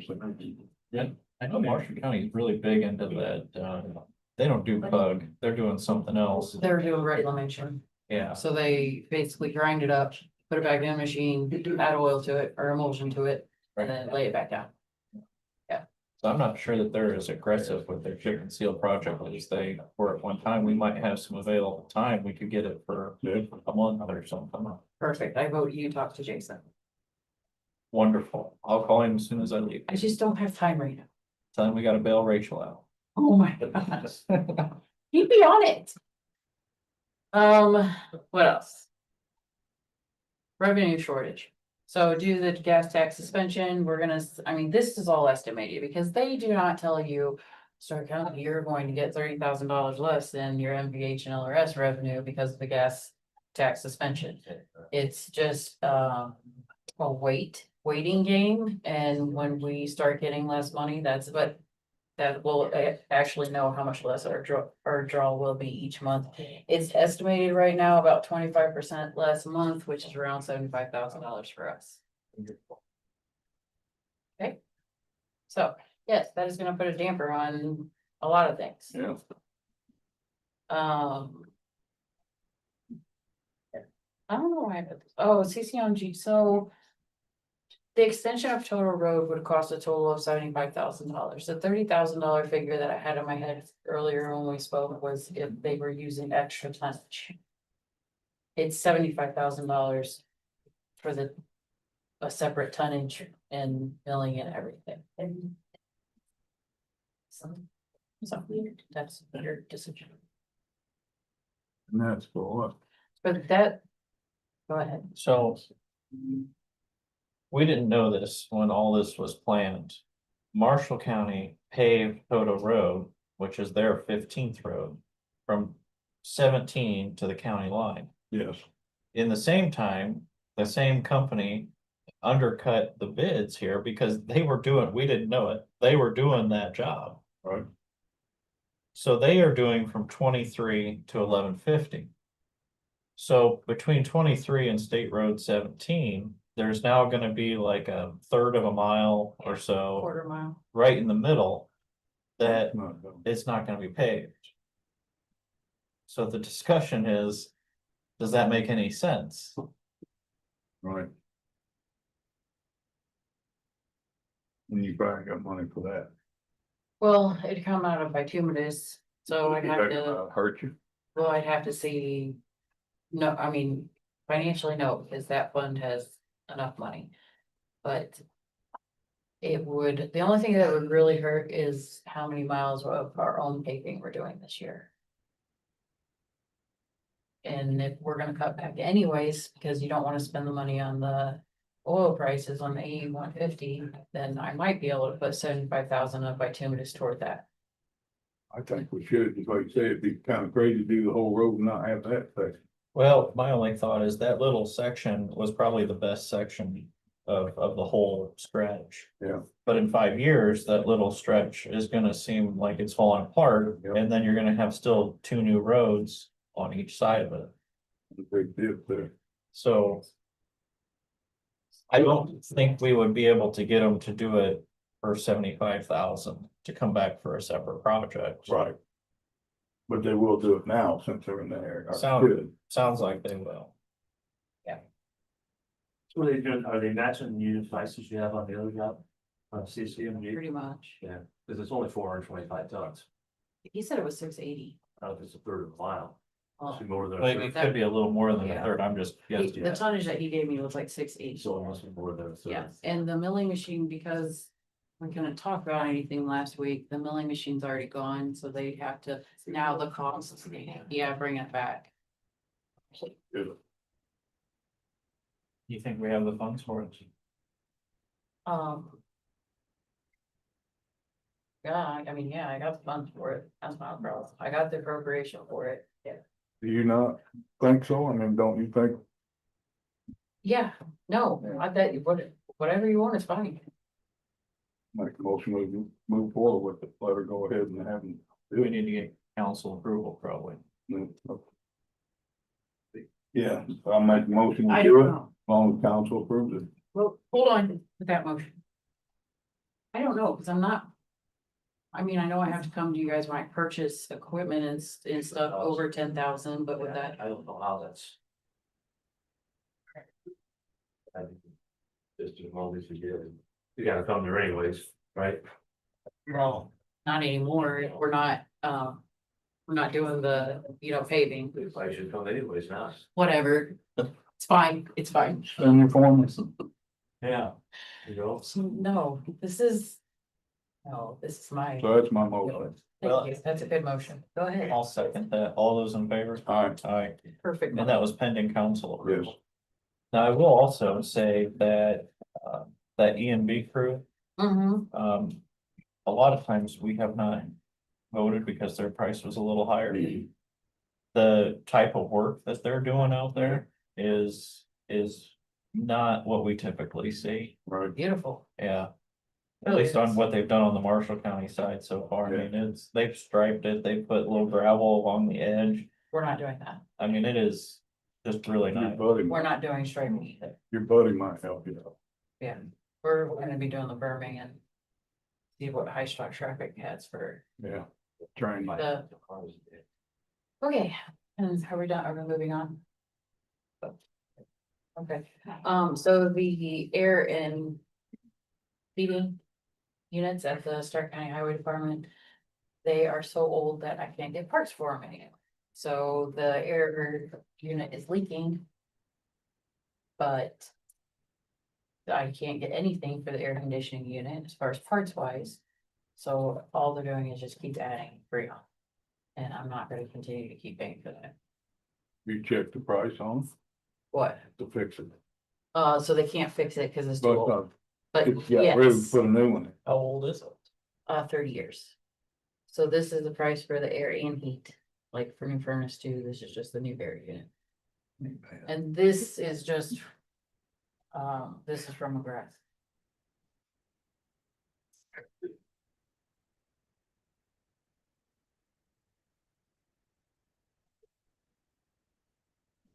This just one unit Yes, one unit. for 17,000? What was the price? I'll email it to you. Gotta get a couple of bids. Yeah, Fine, I can get a couple bids. and I kind of want to see what you got going on. So I wouldn't be prepared to vote on that today. Yeah, did you want to just come up and what, put that in? Sure can. Perfect. So before the next meeting, you'll come out and look at the unit and I'll have the 3 bids and then we can talk about it. Sure. Okay, so, and we'll show you the furnace system too. I know a little bit about those things. Do you? I do.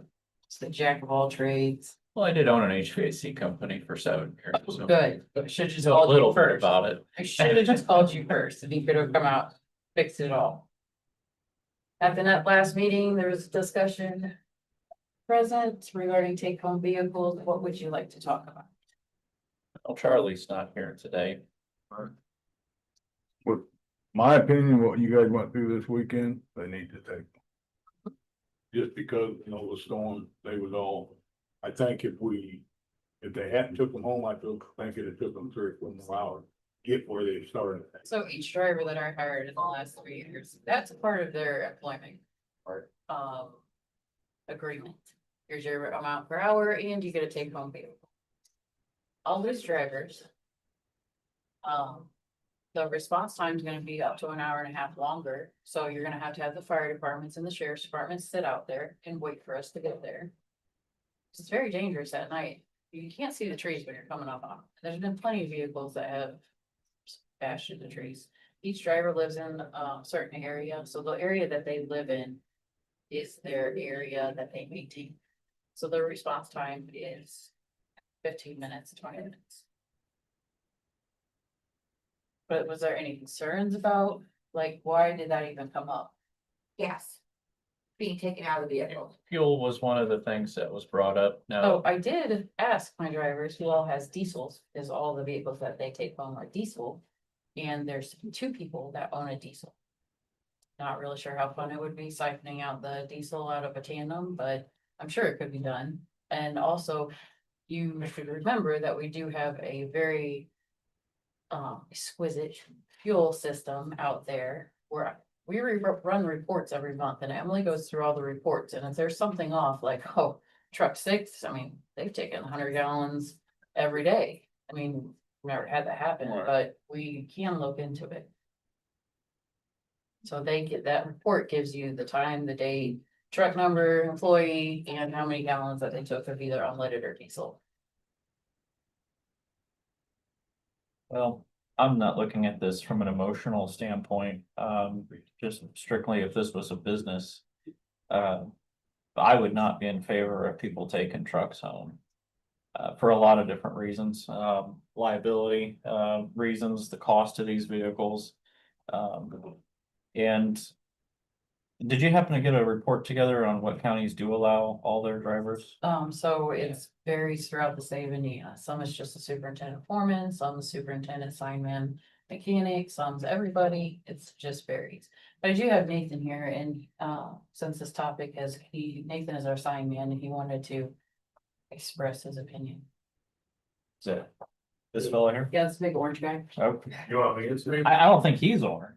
Yeah. So the last tornado that went through hit the airport and everything. Rachel told me to go to the shop. Took me an hour and I had my tools with me, had the company truck. I had to cut through 3 trees just to get to the shop. If I had my personal vehicle, I wouldn't have any of that. let alone I only got one vehicle. I am not taking my family out to drop me off at the county building in a storm. That's just unsafe for my family. Sorry about your luck.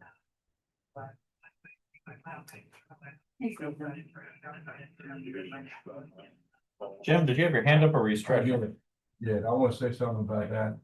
The response time that they had to the lake area, I got stuck in between 3 fallen trees.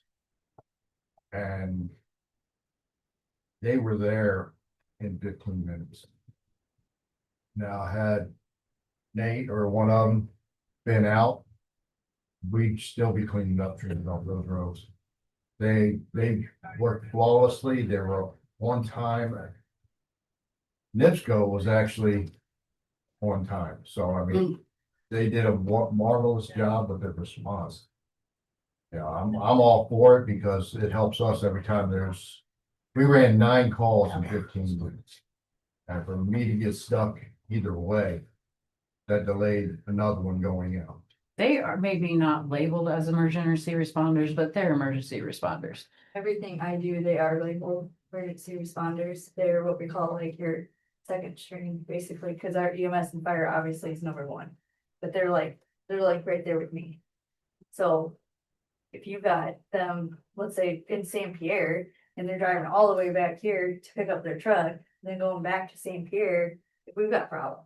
I call Nathan and all of them out 2, 3, 4 in the morning. I can't wait another hour for this person to get there. It doesn't make any sense. Well, another thing too is they are on call 24/7 because they have the county take home vehicle. They're not gonna be on call 24/7, so. And Jim, when you was talking, you're not talking you're talking EMS department. I'm talking EMS. Yes. Okay. Fire. And fire, yeah. Yeah, I mean, it was a great deal because we couldn't get out. Tori and I had to stop and clear a tree in the middle of 35 because you couldn't get past it, you know. So we'd have had someone coming up, and that was in the very beginning of it. We cut just enough to get past there, and we ended up pushing the rest off the road. Well, I had to call Nathan out to get me off of Toto Road so I can move on to the next thing. Nathan's there like this with signs helping NIPSCO out. I was able to leave Nathan there so NIPSCO could get whatever they wanted. Cause we had a big gas leak out there. I mean, the tree took out transformer, knocked gas, like everything. But him being that quick to get out there allowed fire to get back out on the road. Jim got back out on the road and so did I. And you know how it works. We're all going different ways, but because when you got gas, you got sparks and you got all this stuff going on there, like we need them and we need that fast response. And I respect how you feel about it. I'm just letting you know if this does come up now or in the future and you do take away take home vehicles, our response time is not gonna be what it is now. And if at all, if I can't get anybody to come out. Right, because now they will, because they got the vehicle there. Yes.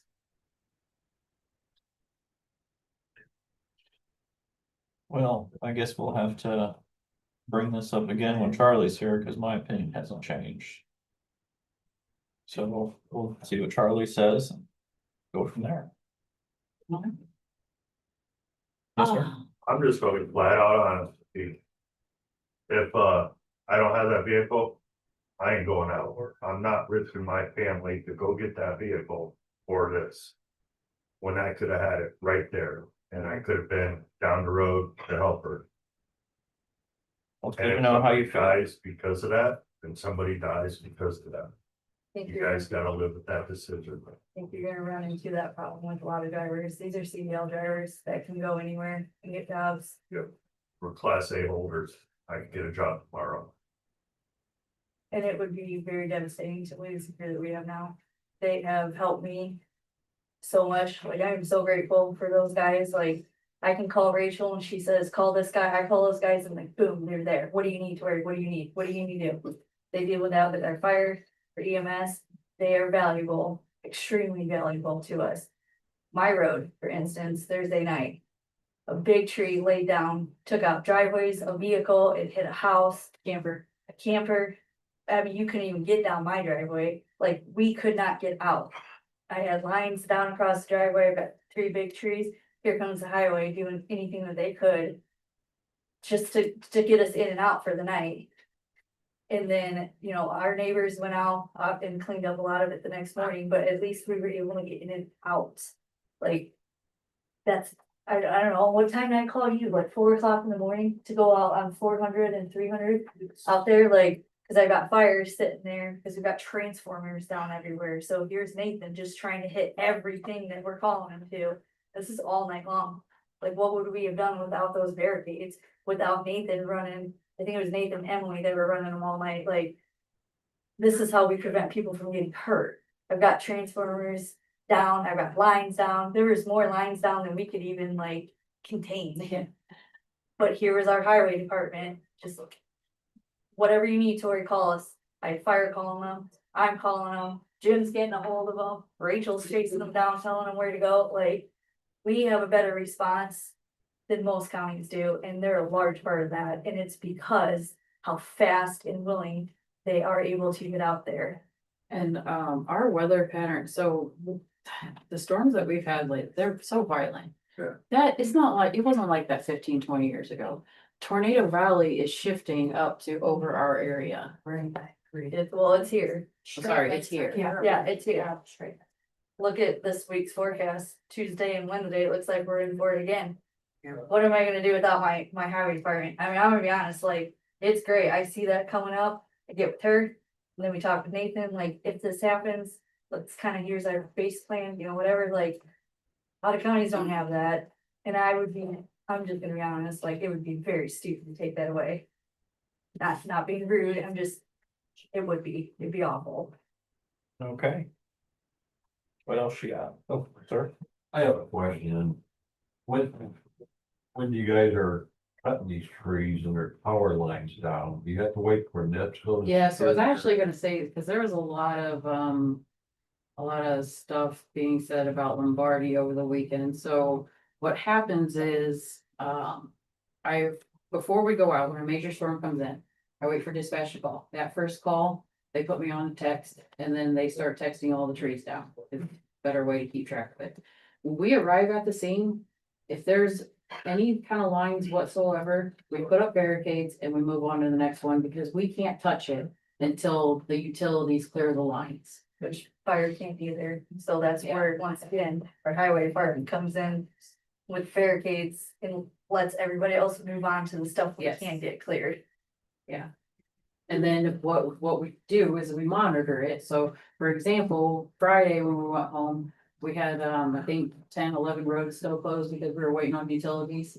Well, Nathan went out on Saturday and then checked all those areas to see if the utilities have cleared the lines or not. And we had about 5 of them, I think we could open on Saturday, that because the lines have been cleared, and we went out, we cut up the tree and then removed the barricades, open the road.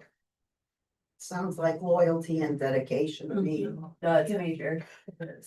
No, the only reason I was asking, because I think that I saw something NIPSCO was saying, when their power line is down, you're supposed to stay a certain amount of feet away from. Yes, yeah, we actually have voltage meters that we got through a grant from the community foundation, and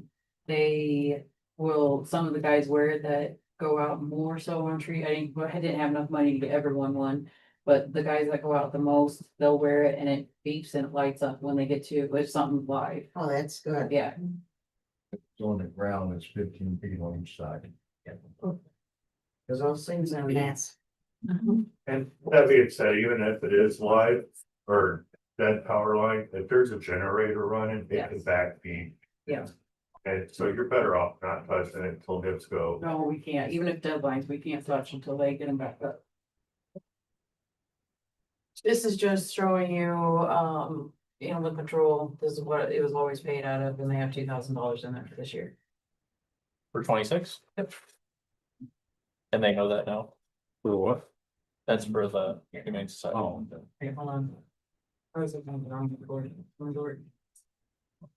What in there too? There was 2,000 on that report. Thanks.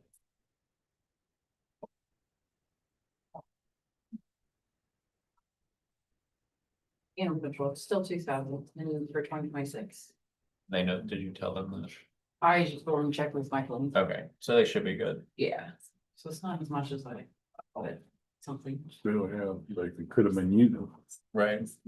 Yeah, every year. Yeah. But like Stanley said, the last payout was October of 24, so Oh, they've only missed yeah. a year. Right. And then 21 before that.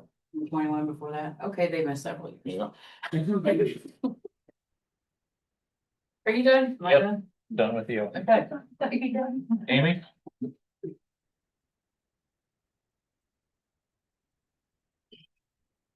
Good Well, morning. carry down if you want. Okay. We had to inform you guys that we got the park board voted last Tuesday to go forward with United Consulting doing the RFP. We are gonna pay for this out of our budget, out of repair and maintenance. You got the money, yeah. So they have 60 days to give us a timeline. So in about 60 days, we'll have all the things included in here. So it's 19,600. And that includes the design and coordination that will come first. And then the bidding service and possibilities. And sign, so we are gonna go forward with that. That way we'll know for sure what's going on with the electric, and then it is our intention to come ask the council and the commissioners for a loan to get this done. Yeah, and part of our budget that we are submitting for 2027 is to get that loan out of solar money or wherever the council can find it. And then for us to pay back half of that over a 5-year period. That's the proposal. So that's your ROI? Right. Yeah, perfect. I like it. Yeah, it's sounding positive this Yeah, year. I think it's moving in a good direction. Well, and we've really been talking about this electric for probably almost a decade. You Yeah. know, and now we're finally able in a Moving, financial yeah. position Right. to be able to take the first step to be able to get those solid. I think it's a good idea. Which, Amy Mary, which you probably, we've already talked, tell United, we want to start getting bids soon. Yeah. So they're ready, the day you ship, they can start. So I let, John said as soon, he's good, they're gonna get started on it right away, so it won't take 60 days, I'm sure. Well, and then the other thing too, I think that in the planning office, they had said that they have a list of all the registered electrician contractors, and things like that, so we'll make sure that Local people. that bid on it. United can let planning know that these bids are going out and the bid packages, but they're gonna help. Is there anybody local that would be Yeah. big enough for that? You're already waiting. Okay. We'll see if. Yeah. Because So of they can say that, you know. how it goes. Yeah, and that comes down to it. It'd have to be a sealed bid process that they Yeah. submit in, but. Great. You're all keep me in the loop. Of course. Thank you. Thanks, you guys. I'll see you Yeah. in Awesome. the next, come back and let you know when there's anything to improve. Awesome. Appreciate it. Thank you. I see, Corey is next. If you quit talking. No, it was, we were. You said quit information talking? grabbing. Oh. It was not talking, Okay. information grabbing. There we go. All right, back to the highway department. Okay, I was gonna ask you, You wanna be stuck with me or do you want me to go back? so you didn't get your vehicle? No, Oh, you did. it has not come back yet. Okay. So I told Joey I would talk to him later today because I knew he had this going on. I don't even know what's going on with it Okay, right now. but, so you'll still have a vehicle? Yes, Rachel said I can Right, use truck yes. 5 if I need to. So once I Okay. talk to Joey, I'll call you and let you know what's going on, but I will either be back in the EMA vehicle or in truck 5. Okay, So- thanks. Yes, sir. All I'm here for is we got the bill from Bussy Electric. It's $3,798.97. 3,007 what? $3,798.97. Thank you. So I would like to propose is if you guys pay this bill and then when the trailer sells. Put that money back in wherever it is you guys, pay out of from, is that Cume Cab or whatever? I don't know, whatever you guys pay out of. But then.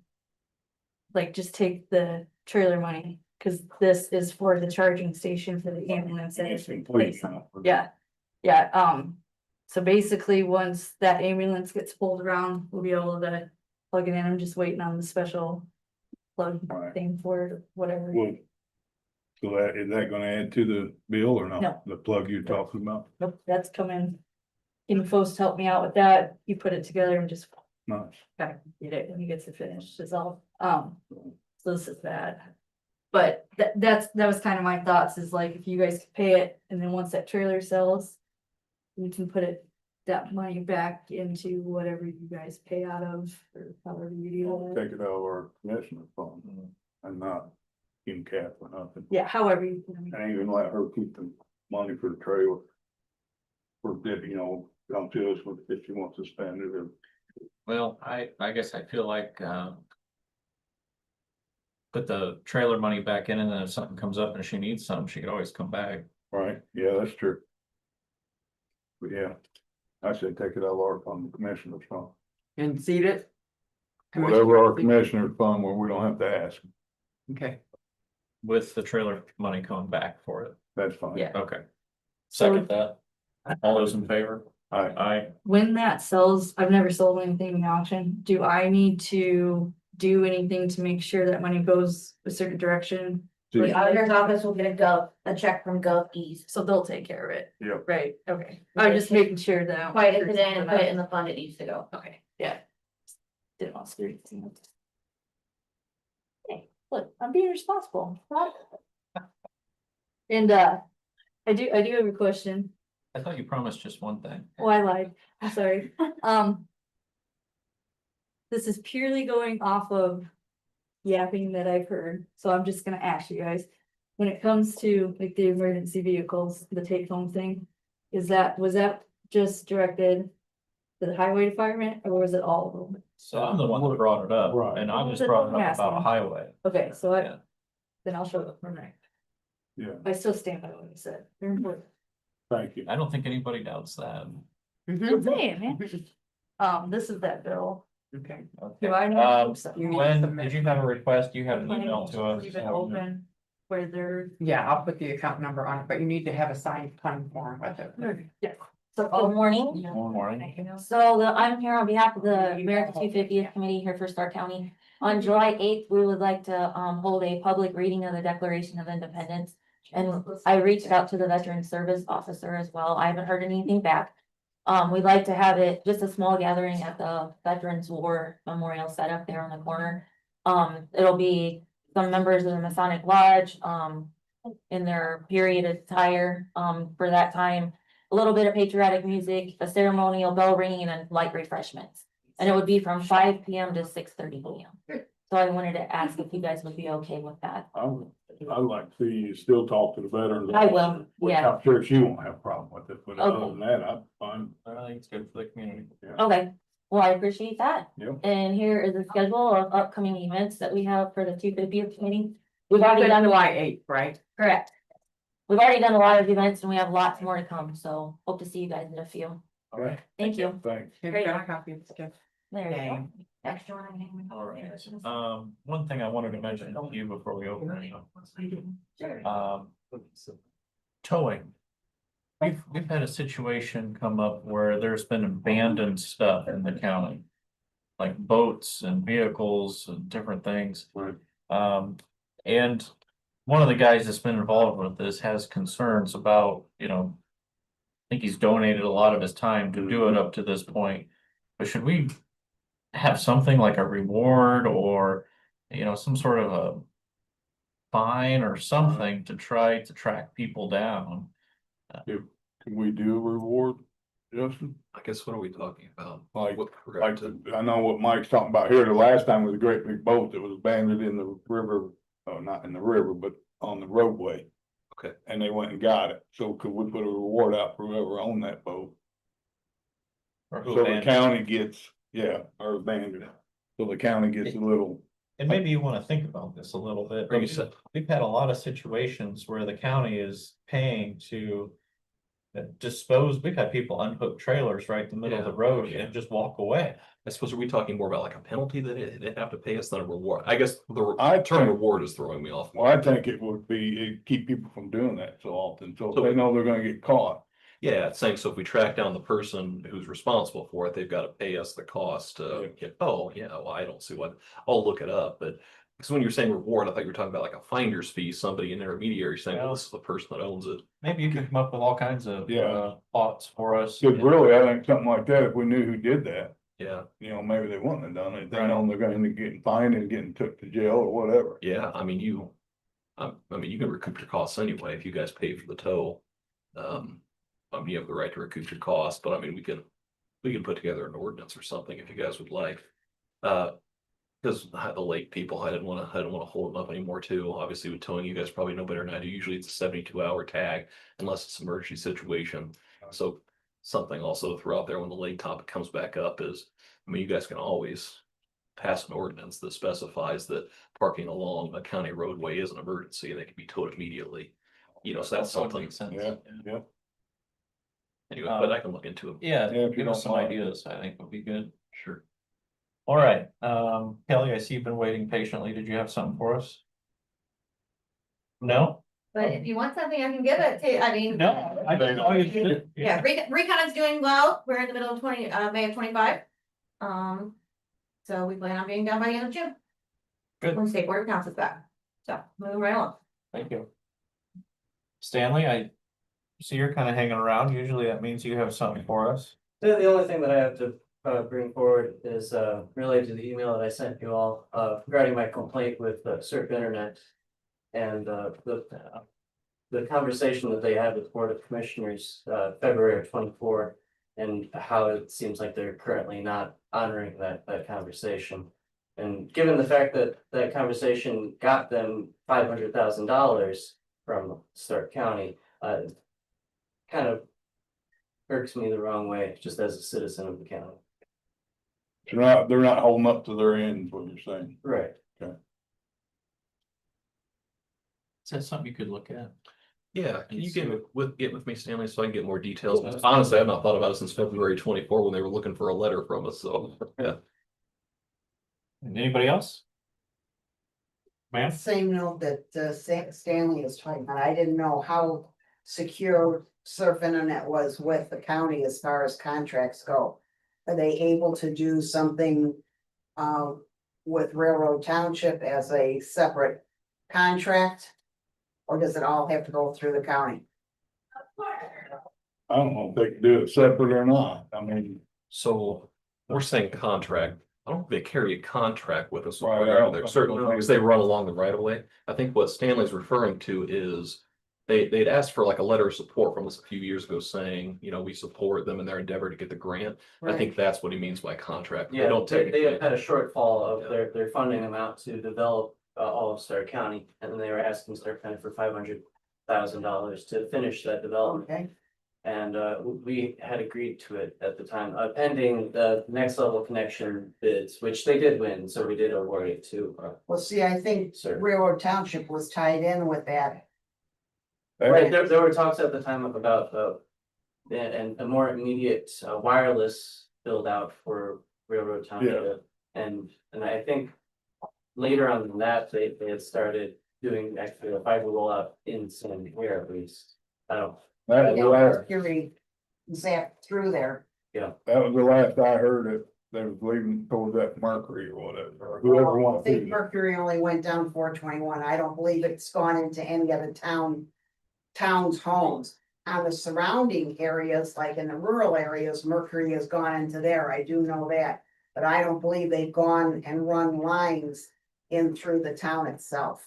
Last I heard, they're supposed to be, so, you know, hold me to that. Well, I did get a hold of Surf and asked them, you know, what happened with the hoopla that you were gonna pay for Railroad Township to get lines put in here, and all of a sudden it's just like all dropped because Mercury kind of went underneath you, but I think like Stanley said, it was never gonna be lines in your area from Surf. It was gonna be, I don't know, however they beam it out to you.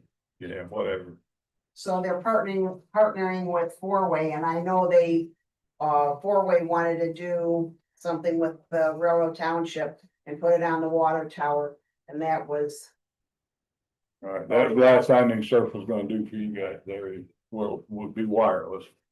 But I don't know if there's. It's I no don't different think than if we get Verizon or AT&T wireless, Right. so.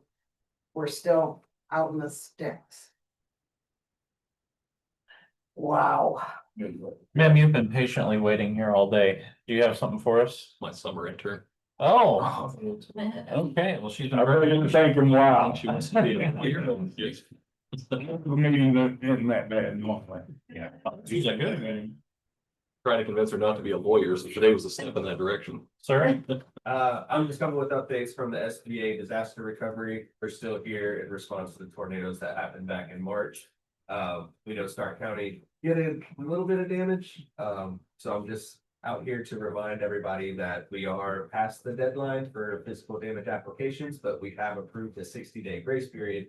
So any survivors that still need assistance, they have until August 7th to apply. Okay. And that does go for homeowners, renters, businesses, as well as nonprofits. If you have any questions, sba.gov is our website. All right, Thank you. thank you. Thank you. Anybody else? Motion to adjourn. Second.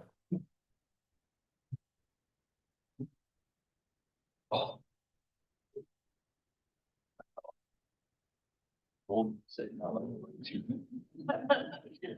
that. Wait. Sir? Always good to see you. Thank you. Yes, and. Good luck with your son.